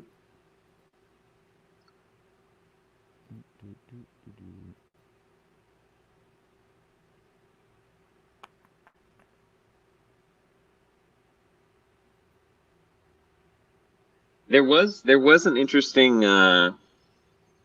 conflict. I want to call it that, or before I entered the area when I was outside earlier on when the pictures showing a Capitol Hill area free zone where I was telling you they had gates there where they're only letting certain vehicles in and out. Uh huh. There was a car that was in the middle of the intersection, wanted to turn in or something, and honked its horn.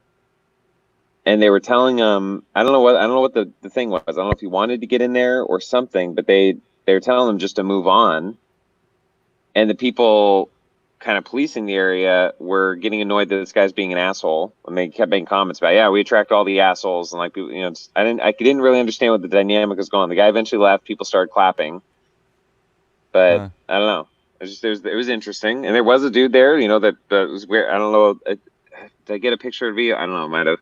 But he was wearing a bulletproof vest. Kind of. He's the only one kind of like that would look more militant. The other, like I said, it was just normal people, but clearly they were policing areas in a sense, or Yeah. had stations, kind of. So, but I don't know. And that's the only part of it seemed a little tense or weird. Once you're inside of it, that you saw with people hanging out, just having a good time for the most part. No, there's memorials up. There's artwork, like you said, a lot of it's on the cardboard, not necessarily on the Some of it's on the buildings and stuff, but it sounds like the people are stopping there, the self policing to some extent, or they're respecting to some, the art that's being able to be put on um, during this dynamic and the memorials and things. I don't know. It's a really interesting thing. It doesn't feel like bad or wicked or evil. Like I said, it's a lot of propaganda or people trying to spin it for their own dynamics that can ruin something that is positive or peaceful for the most part, which we clearly have seen through the things we went through in the last hour.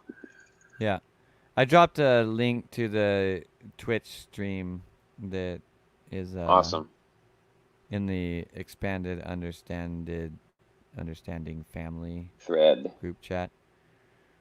So you guys can find that there if you want. Awesome. I Yeah, will that's warn great. you that the chat is completely full of trolls that are quite toxic. So maybe consider not ever talking to anyone in there. But, use Yeah. your own discretion. A little David Bowie action.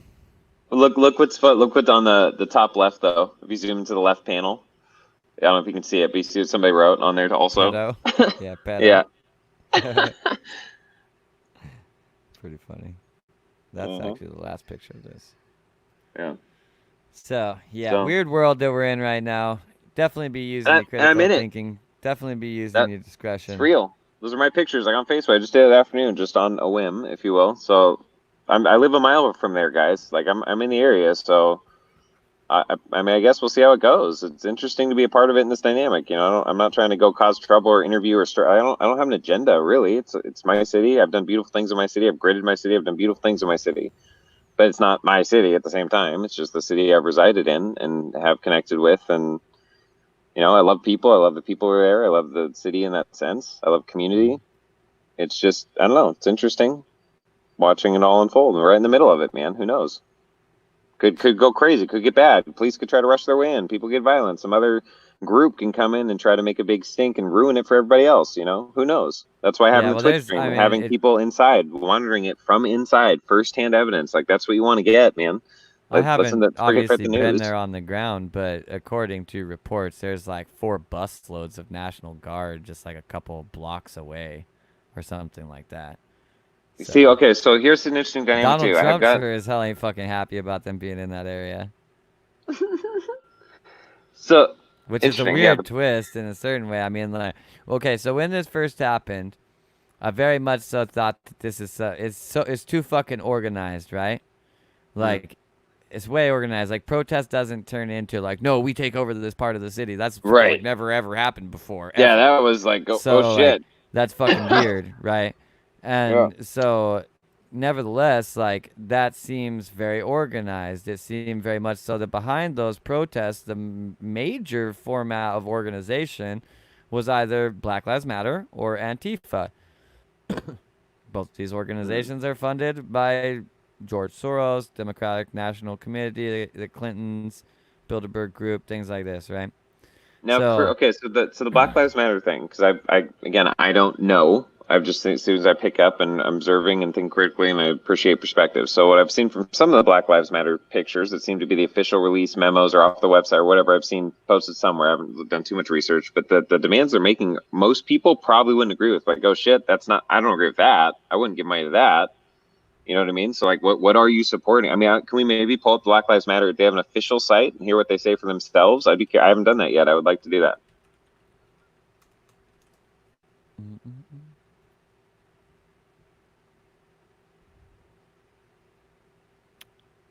I mean, I guess I should be able to just stream this with no problem. This is what they are claiming, as you can see, Mm. matters, right? So this is a video. So we'll see what this fucking thing says.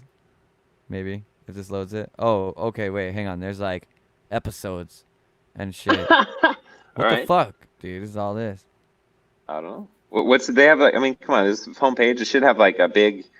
This is who we are. This is what we stand for. This is what we believe. I mean, about shouldn't. about Yeah. Black Lives Matter? What we believe.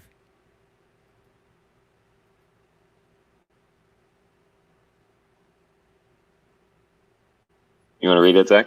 Sure, yeah. 4 years ago, what is now known as the Black Lives Matter Global Network began to organize. It started out as a chapter-based, member-led organization whose mission was to build local power and intervene when violence was inflicted on black communities by the state and vigilantes. In the years since, we've committed to struggling we've committed to struggling together. Okay? In the Okay. years since, we've committed to struggling together and to imagining and creating a world free of anti blackness, where every black person has the social, economic, and political power to thrive. Black Lives Matter began as a call to action in response to state sanctioned violence and anti black racism. Our intention from the very beginning was to connect black people from all over the world who have a shared desire for justice to act together in their communities. The impetus for that commitment was and still is the rampant and deliberate violence inflicted on us by the state. Enraged by the death of Trayvon Martin and the subsequent acquittal of his killer George Zimmerman, and inspired by the 31-day takeover of the Florida state capitol by Power U and the Dream Defenders, we took to the streets. A year later, we set out together on the Black Lives Matter Freedom Ride to Ferguson in search of justice for Mike Brown and all of those who have been torn apart by state-sanctioned violence and anti-black racism. Forever changed, Can we I returned home and go ahead. can I make a comment based the first small paragraph or the small letters, smaller text, where it says the very beginning was to connect black people from all over the world. Why would, if the point's about black people being oppressed, why wouldn't you want to be connecting people from all over the world? Why just black people? That seems very limited if you're trying to get the world to understand that there's some bullshit going on here. Anyway, just a thing.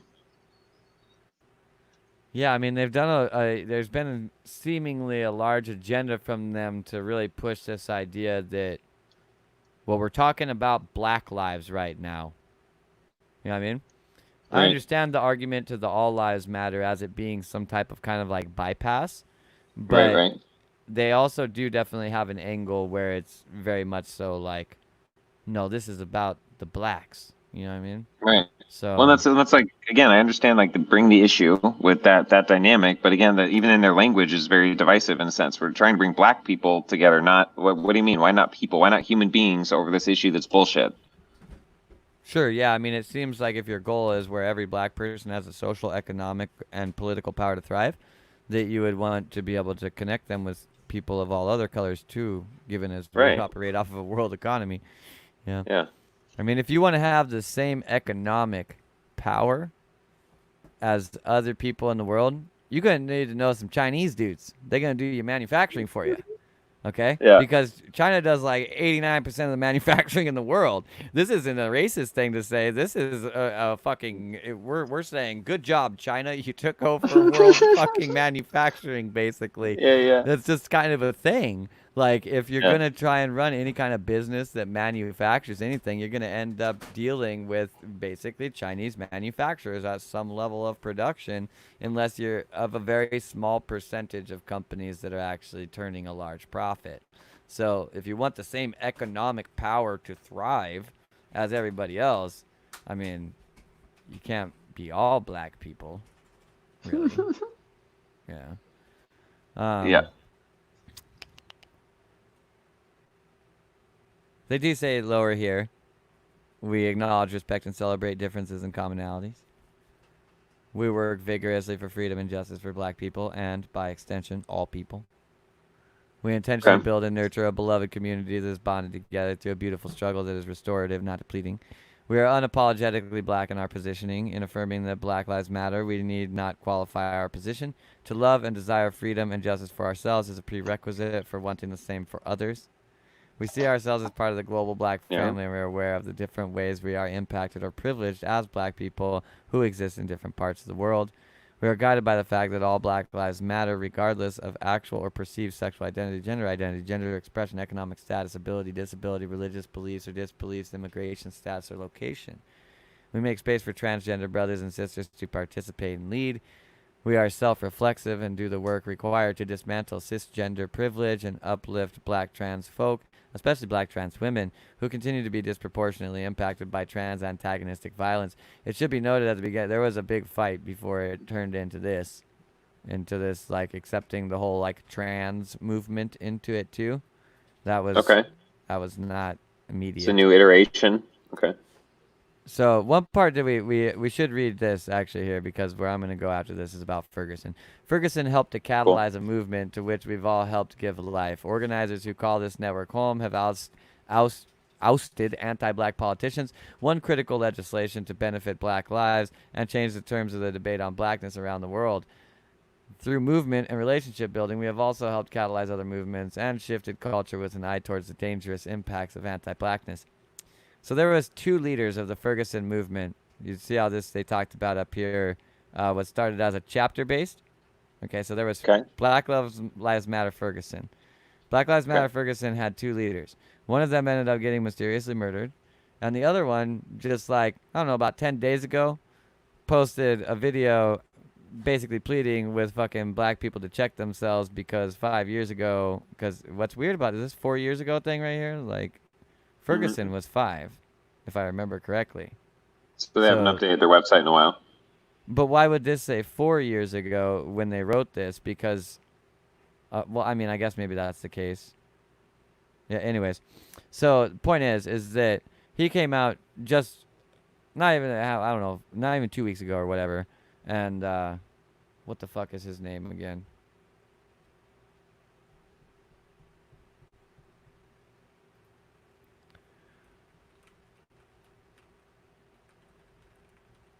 Uh, fuck. He has some fucking weird name. I'm trying to find it real quick. Yeah.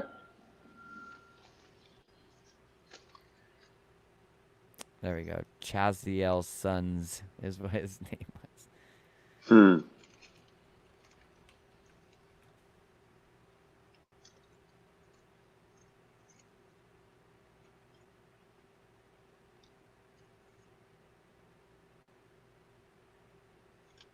Mm-mm-mm.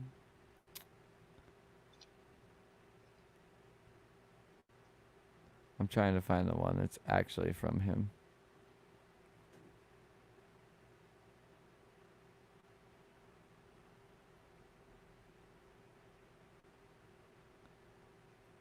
And this guy posts stuff all the time, so it's not like he's been, no one. Yeah, it showed up out of nowhere. Yeah, like he just popped back up and was like, "Hey guys, by the way, all this stuff." So I mean, that's not the case at all. Yeah. Um, Whatever. I'm just gonna use this one. Wait, why does it say preview on it? I'm not gonna use that one. Hold up. Hold the fuck up. This shit is actually kind of long. I mean, it's like, is it this? No, this is the news one. That's not what we want. You just throw the still image of it up it in there and then summarize it. Uh, I don't know. It's better to hear him talk. Cool. Hmm. I really do in many ways, and let this be known for everybody that's out there too. I really do want to just collect everybody's perspective on stuff. If I'm about anything in the journalism spectrum, it would be about super objective journalism. I'd love to hear everybody's side from both sides and the objective perspective that were actually on the fucking ground at the thing. Not all this Yeah. fucking tomfoolery about people who weren't there talking to people who weren't there, talking about stuff they Right. heard from their friend who wasn't there.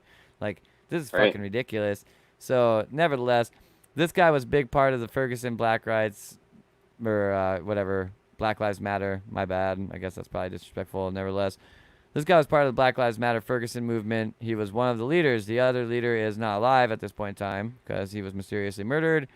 And so then we'll listen to this guy talk about how basically the Democratic Party, George Soros, etc., took over the Black Lives Matter movement quite a while ago, Wow. and have been, navigating it around ever since then. So enjoy the video. What's up, world? It's your main man, Chaziel Sons.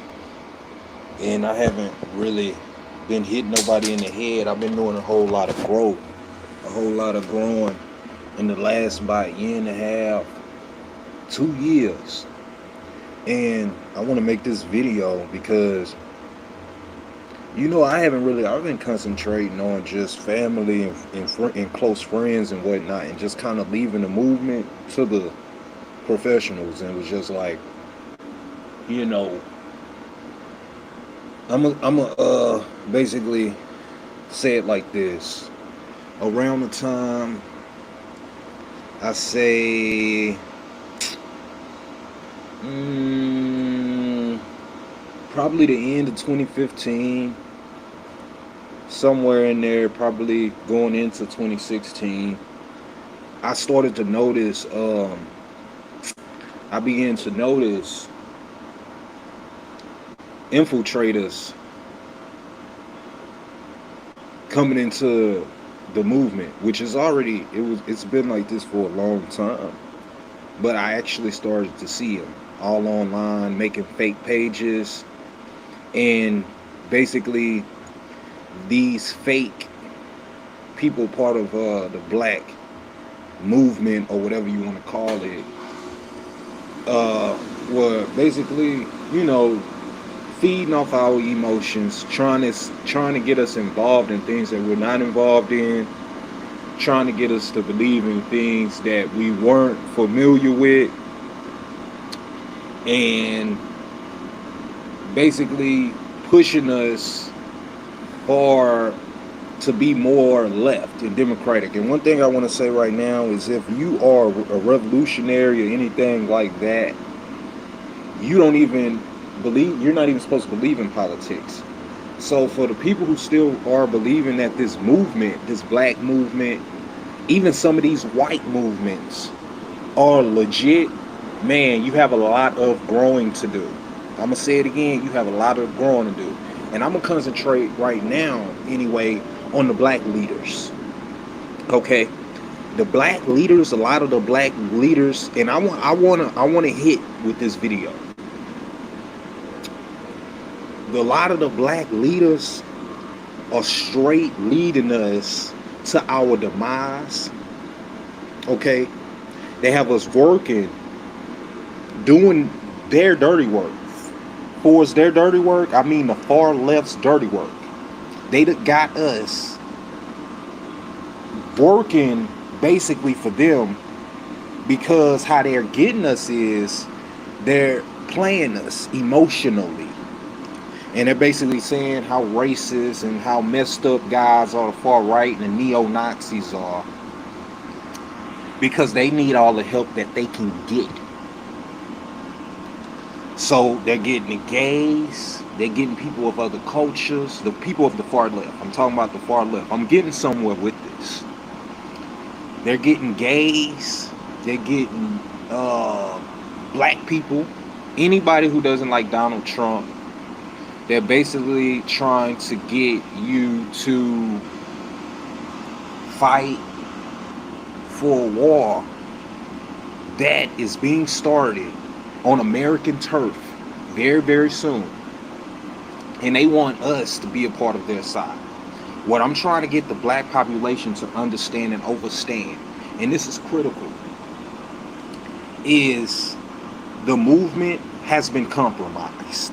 Okay, everybody needs to know that the RBG movement has been compromised. BLM, if you are not caught up to BLM, it is not even a real black organization. It never was. I actually feel bad that I've been keeping a lot of this information cooped up for so long, but I just felt like, it wasn't getting anywhere. But now things are about to go ahead and hit the fan. Anyways, if you have any kind of brain, BLM is endorsed by the Soros in the Clinton family. If you have any kind of a brain, you know that those same people don't give a damn about you, don't give a damn about black people, don't give a damn. They're exploiting the black plight to make money off of you. They're using your emotions, and based off what has happened to you, they're using that against you, so you can join these evil demonic people to help fight the people on the far right. They want, or not even the far right. I want to make this simple. The left is going against the right. It's a huge civil war that's being planned out. I want to make this simple. It's happening right now. And what they want is for everybody to choose a side consciously or subconsciously. Now, a lot of these white boys and a lot of these white people, they've already chosen their side. Okay. And what I'm saying to these people is, my people, is you're setting yourself up to get slaughtered. Okay. Become armed. Okay. Become aware. Know what's going on within the system. Because right now, there is hidden powers who are controlling the narrative, and they're brainwashing you to feel a certain way about the system, about white people, about every race, and about yourselves. Do not let these beasts, do not let these evil people do this. And I'm not talking about any particular race, man. You got black people, man. Like I said, the movement has been compromised. There is no black RBG movement. If you were claiming BLM, you a real sad motherfucker. For the simple fact that BLM has always, and from the very beginning, was being promoted and being paid for by Soros and Clinton. If you think that these people who've never given a damn about you, all of a sudden, they care about the black man's plight. All of us, man, y'all pay attention. Y'all really got to pay attention. I'm getting somewhere with this, I promise. All of a sudden, these white people on the left, and they've been doing this, but all of a sudden they, are supporting the black plight. This is all to get as many numbers as they can on their side to fight this civil war that they're planning out, that they're already being prepared for. You're going to have to choose a side. Don't set yourself up to get slaughtered. This is all a big setup. It's huge propaganda. The biggest propaganda that could be happening right now. And what I want people to understand and understand is that we got to put the race thing to the side right now. We have to put it to the side because we have to understand what's going on and what's important. And the reason why it's so important on black people, because I know black people are like, okay, the left versus the right, what does that have to do with us? Because the people on the left are trying to use us. The people on the left are using us. The Democratic Party are using black people to fight their war with Antifa, with it's getting very, very deep. If you don't know who Antifa is, look Antifa up. Basically a terrorist group. I don't know what people's belief system is. You can call them what you want to call them, but they're basically like a militant group, and they're anti-fascist. That's what Antifa stands for. It stands for anti-fascist. And with that being said, this group is being paid for by, you guessed it, the younger Rothschilds, the Clintons, and the Soros. And the media is downplaying this group. They're not telling people about this group. But people on the far left are trying to get black people and as many people who are part of the far left to join this side. And what they want to do is they want to take the guns away from the people on the far right. Their whole plan is to even a playing field, because the people on the far right, they deal with guns. They have all the guns. And right now, as it stands, the people on the left are set to get slaughtered. That's why they're pushing gun laws. They're pushing gun laws for the simple fact that if you're able to take some of these guns away, because Trump is implementing more gun laws. I don't care what people feel about Trump. I'm not reacting on feelings right now. I don't want people to come and be talking about how they feel about people. You think I'm a big Trump fan? No. I'm just letting y'all know. I'm just giving the information as I get it. This is happening, yo. This is happening right now. November 4th is the day that Antifa has pledged that this war is going to begin. November 4th, 2017. And I want everybody to know that it's already here with this whole Las Vegas thing. Okay. With them attacking that country movie, in Las Vegas, that country music show or whatever in Las Vegas, it was pretty much all white people. That was a direct hit. That was a direct hit from the left party. I don't know if you can say Antifa did it, but it was a direct hit from the left going against the right. What I want black people, my people, to understand is don't get involved in something that has nothing to do with y'all. And take this information. Don't let the blacks and Hispanics to run with this information. Take this information, run with this information. This information is out there. If you don't take my word for it, do your own damn research, because it may be some things that I'm not wording right. It may be some things that I'm not saying right. I'm trying to get people to understand, my people in particular to understand, and everybody to understand that our little minor differences right now, because trust me, I'm pro-black. You know what I'm saying? That's what I'm representing. It don't matter right now, though. It don't matter right now, though. It don't matter. You don't fuck with black people when you white. Hey, man, that's your prerogative. That's not what the conversation is right now. That's not what's going on right now. Is so much bigger than the race issue.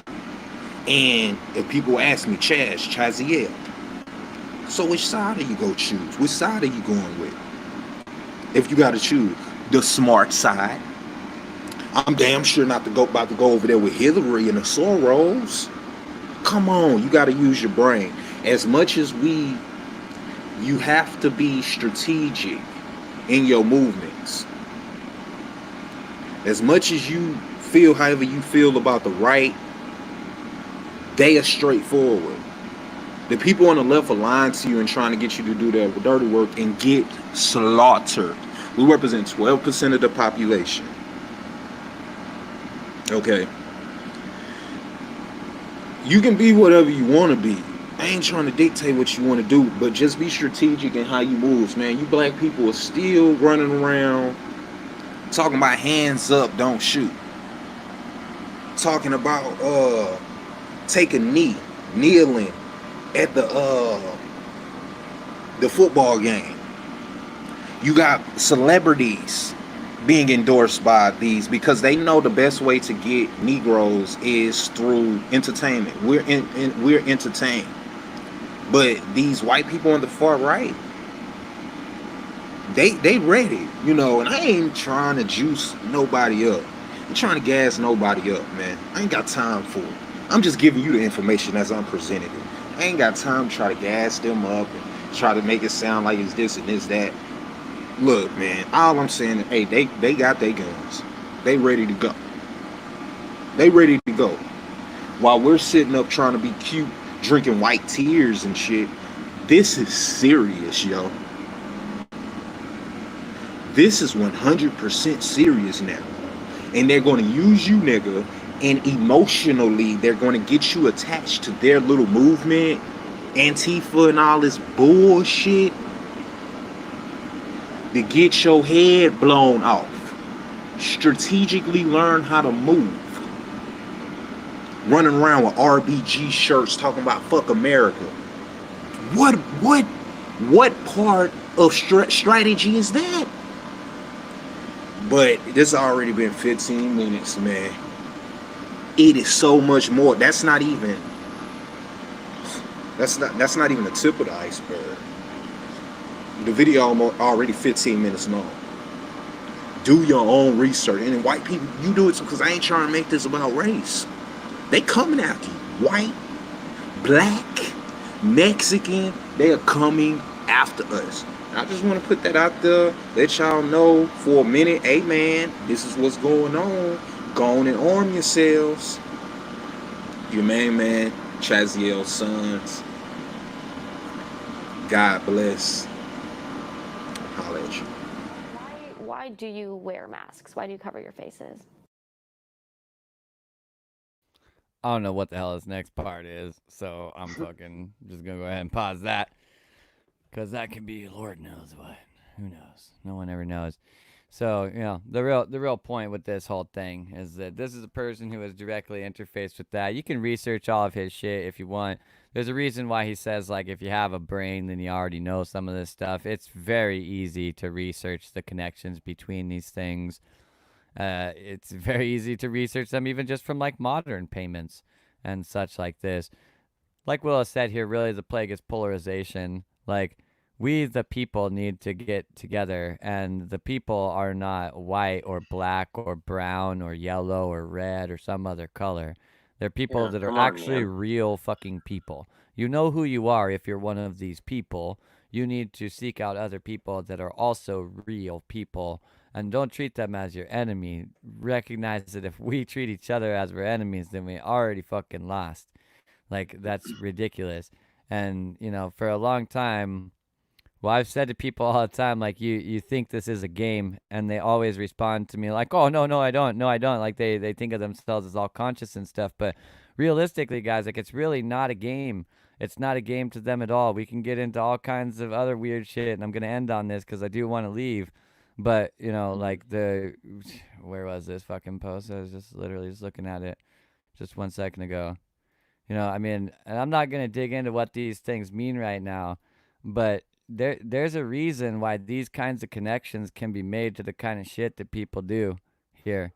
There is a legitimate motherfucking reason. It's a lot bigger than even just like races and shit. If we want to take a second, I mean, I might as well also do this. Where the fuck was it? Where was I reading this? It's got to be in the history over here, because it ain't just in these places either. And you guys got to understand, it's like David Wilcock says also, you may not believe this. They do. They do. Why do you think it's everywhere? They do believe it. So understand they operate from that mindset. So, just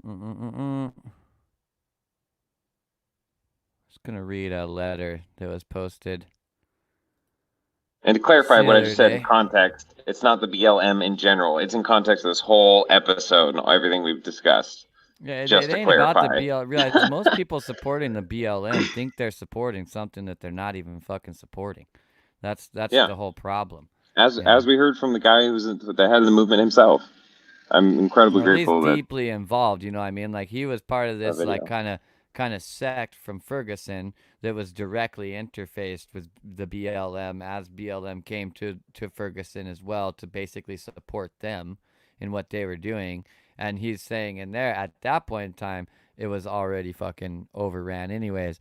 So this is I'm gonna end on reading this guy's thing, because I think this is also actually important to take into account. It's really actually fucking crazy where it came from. So it seems. Put it on the screen. Oh, I'm going to in a second. It seems that we do definitely have some kind of coup happening inside of the world. And I don't think it's all in just one place, because we have things popping out from kind of like all the places where there were problems, which personally to me was always kind of expected, just in the sense that you look at like some shit going on like that and you're like, there's got to be a couple guys in there that just got messed up with the wrong shit, and they see all this shit now and they're like, what the fuck, dude? You know what I mean? This has got to be in there. Like, it's just like the reasonable person rule that there would probably be some reasonable fucking people inside of this thing. And I don't know that this is, and I don't really trust anything that comes out of the fucking church or the papacy. But this is a fucking very intriguing one that we're going to bring on the screen here. That was posted on the 6th of June, which was from this individual here, whose name is Archbishop Carlo Maria Vigano. And if you run the etymology on his name, very interesting things happen. Not going to go into that too much because his note is already long. We're going to read that. Then we're going to get out of here. And, maybe we'll comment on that if it feels weird. Nevertheless, here is how his letter reads. In recent months, this is addressed to Donald Trump, Mr. President. In recent months, we have been witnessing the formation of two opposing sides that I would call biblical. the children of light and the children of darkness. The children of light constitute the most conspicuous part of humanity, while the children of darkness represent an absolute minority. And yet, the former are the object of a sort of discrimination which places them in a situation of moral inferiority with respect to their adversaries, who often hold strategic positions in government, in politics, in the economy, and in the media. In an apparently inexplicable way, the good are held hostage by the wicked and by those who help them either out of self interest or fearfulness. These two sides, which have a biblical nature, follow the clear separation between the offspring of the woman and the offspring of the serpent. On the one hand, there are those who, although they have 1,000 defects and weaknesses, are motivated by the desire to do good, to be honest, to raise a family, to engage in work, to give prosperity to their homeland, to help the needy, and, in obedience to the law of God, to merit the kingdom of heaven.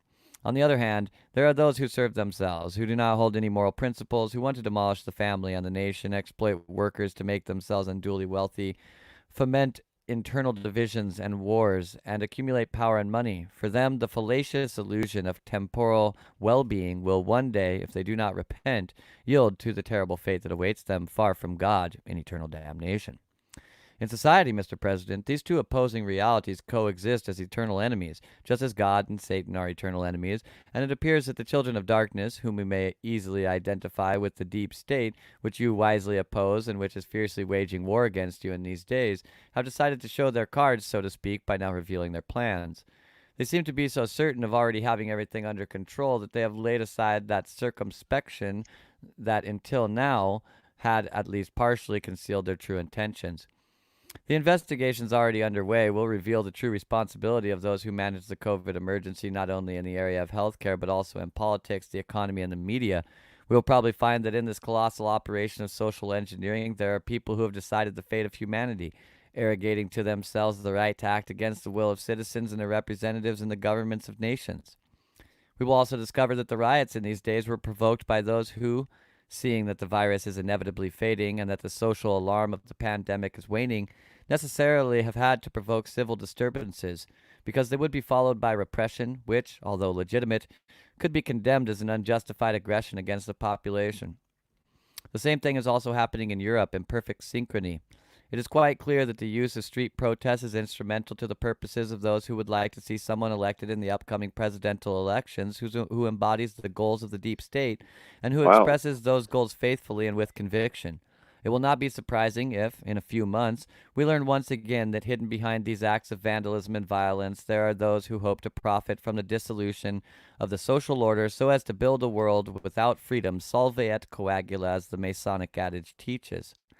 Although it may seem disconcerting, the opposing alignments I've described are also found in religious circles.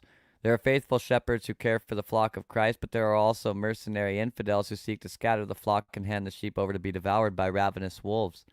It is not surprising that these mercenaries are allies of the children of darkness and hate the children of light. Just as there is a deep state, there is also a deep church that betrays its duties and forswears its proper commitments before God. Thus, the invisible enemy, whom good rulers fight against in public affairs, is also fought against by good shepherds in the ecclesiastical sphere.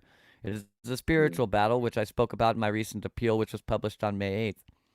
For the first time, the United States has in you a president who courageously defends the right to life, who is not ashamed to denounce the persecution of Christians throughout the world, who speaks of Jesus Christ and the right of citizens to freedom of worship.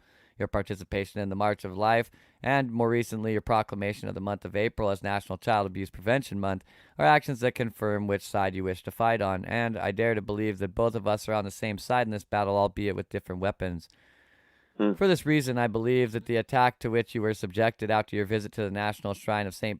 John Paul II is part of the orchestrated media narrative which seeks not to fight racism and bring social order, but to aggravate dispositions, not to bring justice, but to legitimize violence and crime, not to serve the truth, but to favor one political faction. And it is disconcerting that there are bishops, such as those whom I recently denounced, who, by their words, prove that they are aligned on the opposing side. They are subservient to the deep state, to globalism, to align thought, to the New World Order, which they invoke ever more frequently in the name of a universal brotherhood which has nothing Christian about it, but which evokes the Masonic ideals of those who want to dominate the world by driving God out of the courts, out of schools, out of families, and perhaps even out of churches. The American people are mature and have now understood how much the mainstream media does not want to spread the truth but seeks to silence and distort it, spreading the lie that is useful for the purposes of their masters. However, it is important that the good, who are the majority, wake up from their sluggishness and do not accept being deceived by a minority of dishonest people with unavowable purposes. It is necessary that the good, the children of the light, come together and make their voices heard.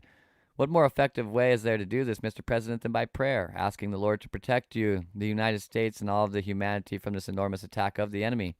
Before the power of prayer, the deceptions of the children of darkness will collapse. Their plots will be revealed, their betrayal will be shown, their frightening power will end in nothing, brought to light and exposed for what it is, an infernal deception. Mr. President, my prayers constantly turn to the beloved American nation, where I had the privilege and honor of being sent by Pope Benedict XVI as a apostolic nuncio. In this dramatic and decisive hour for all of humanity, I am praying for you and also for all those who are at your side in the government of the United States. I trust that the American people are united with me and you in prayer to Almighty God, united against the invisible enemy of all humanity. I bless you and the First Lady, the beloved American nation, and all men and women of goodwill. So, the real point of this, Wow. it's not just about your politics. It's not about your fucking race. It's not about your goddamn religion. It's not about any of these things. It's about people attempting to create a reality that benefits only themselves, and you're simply watching the process of them failing miserably at that.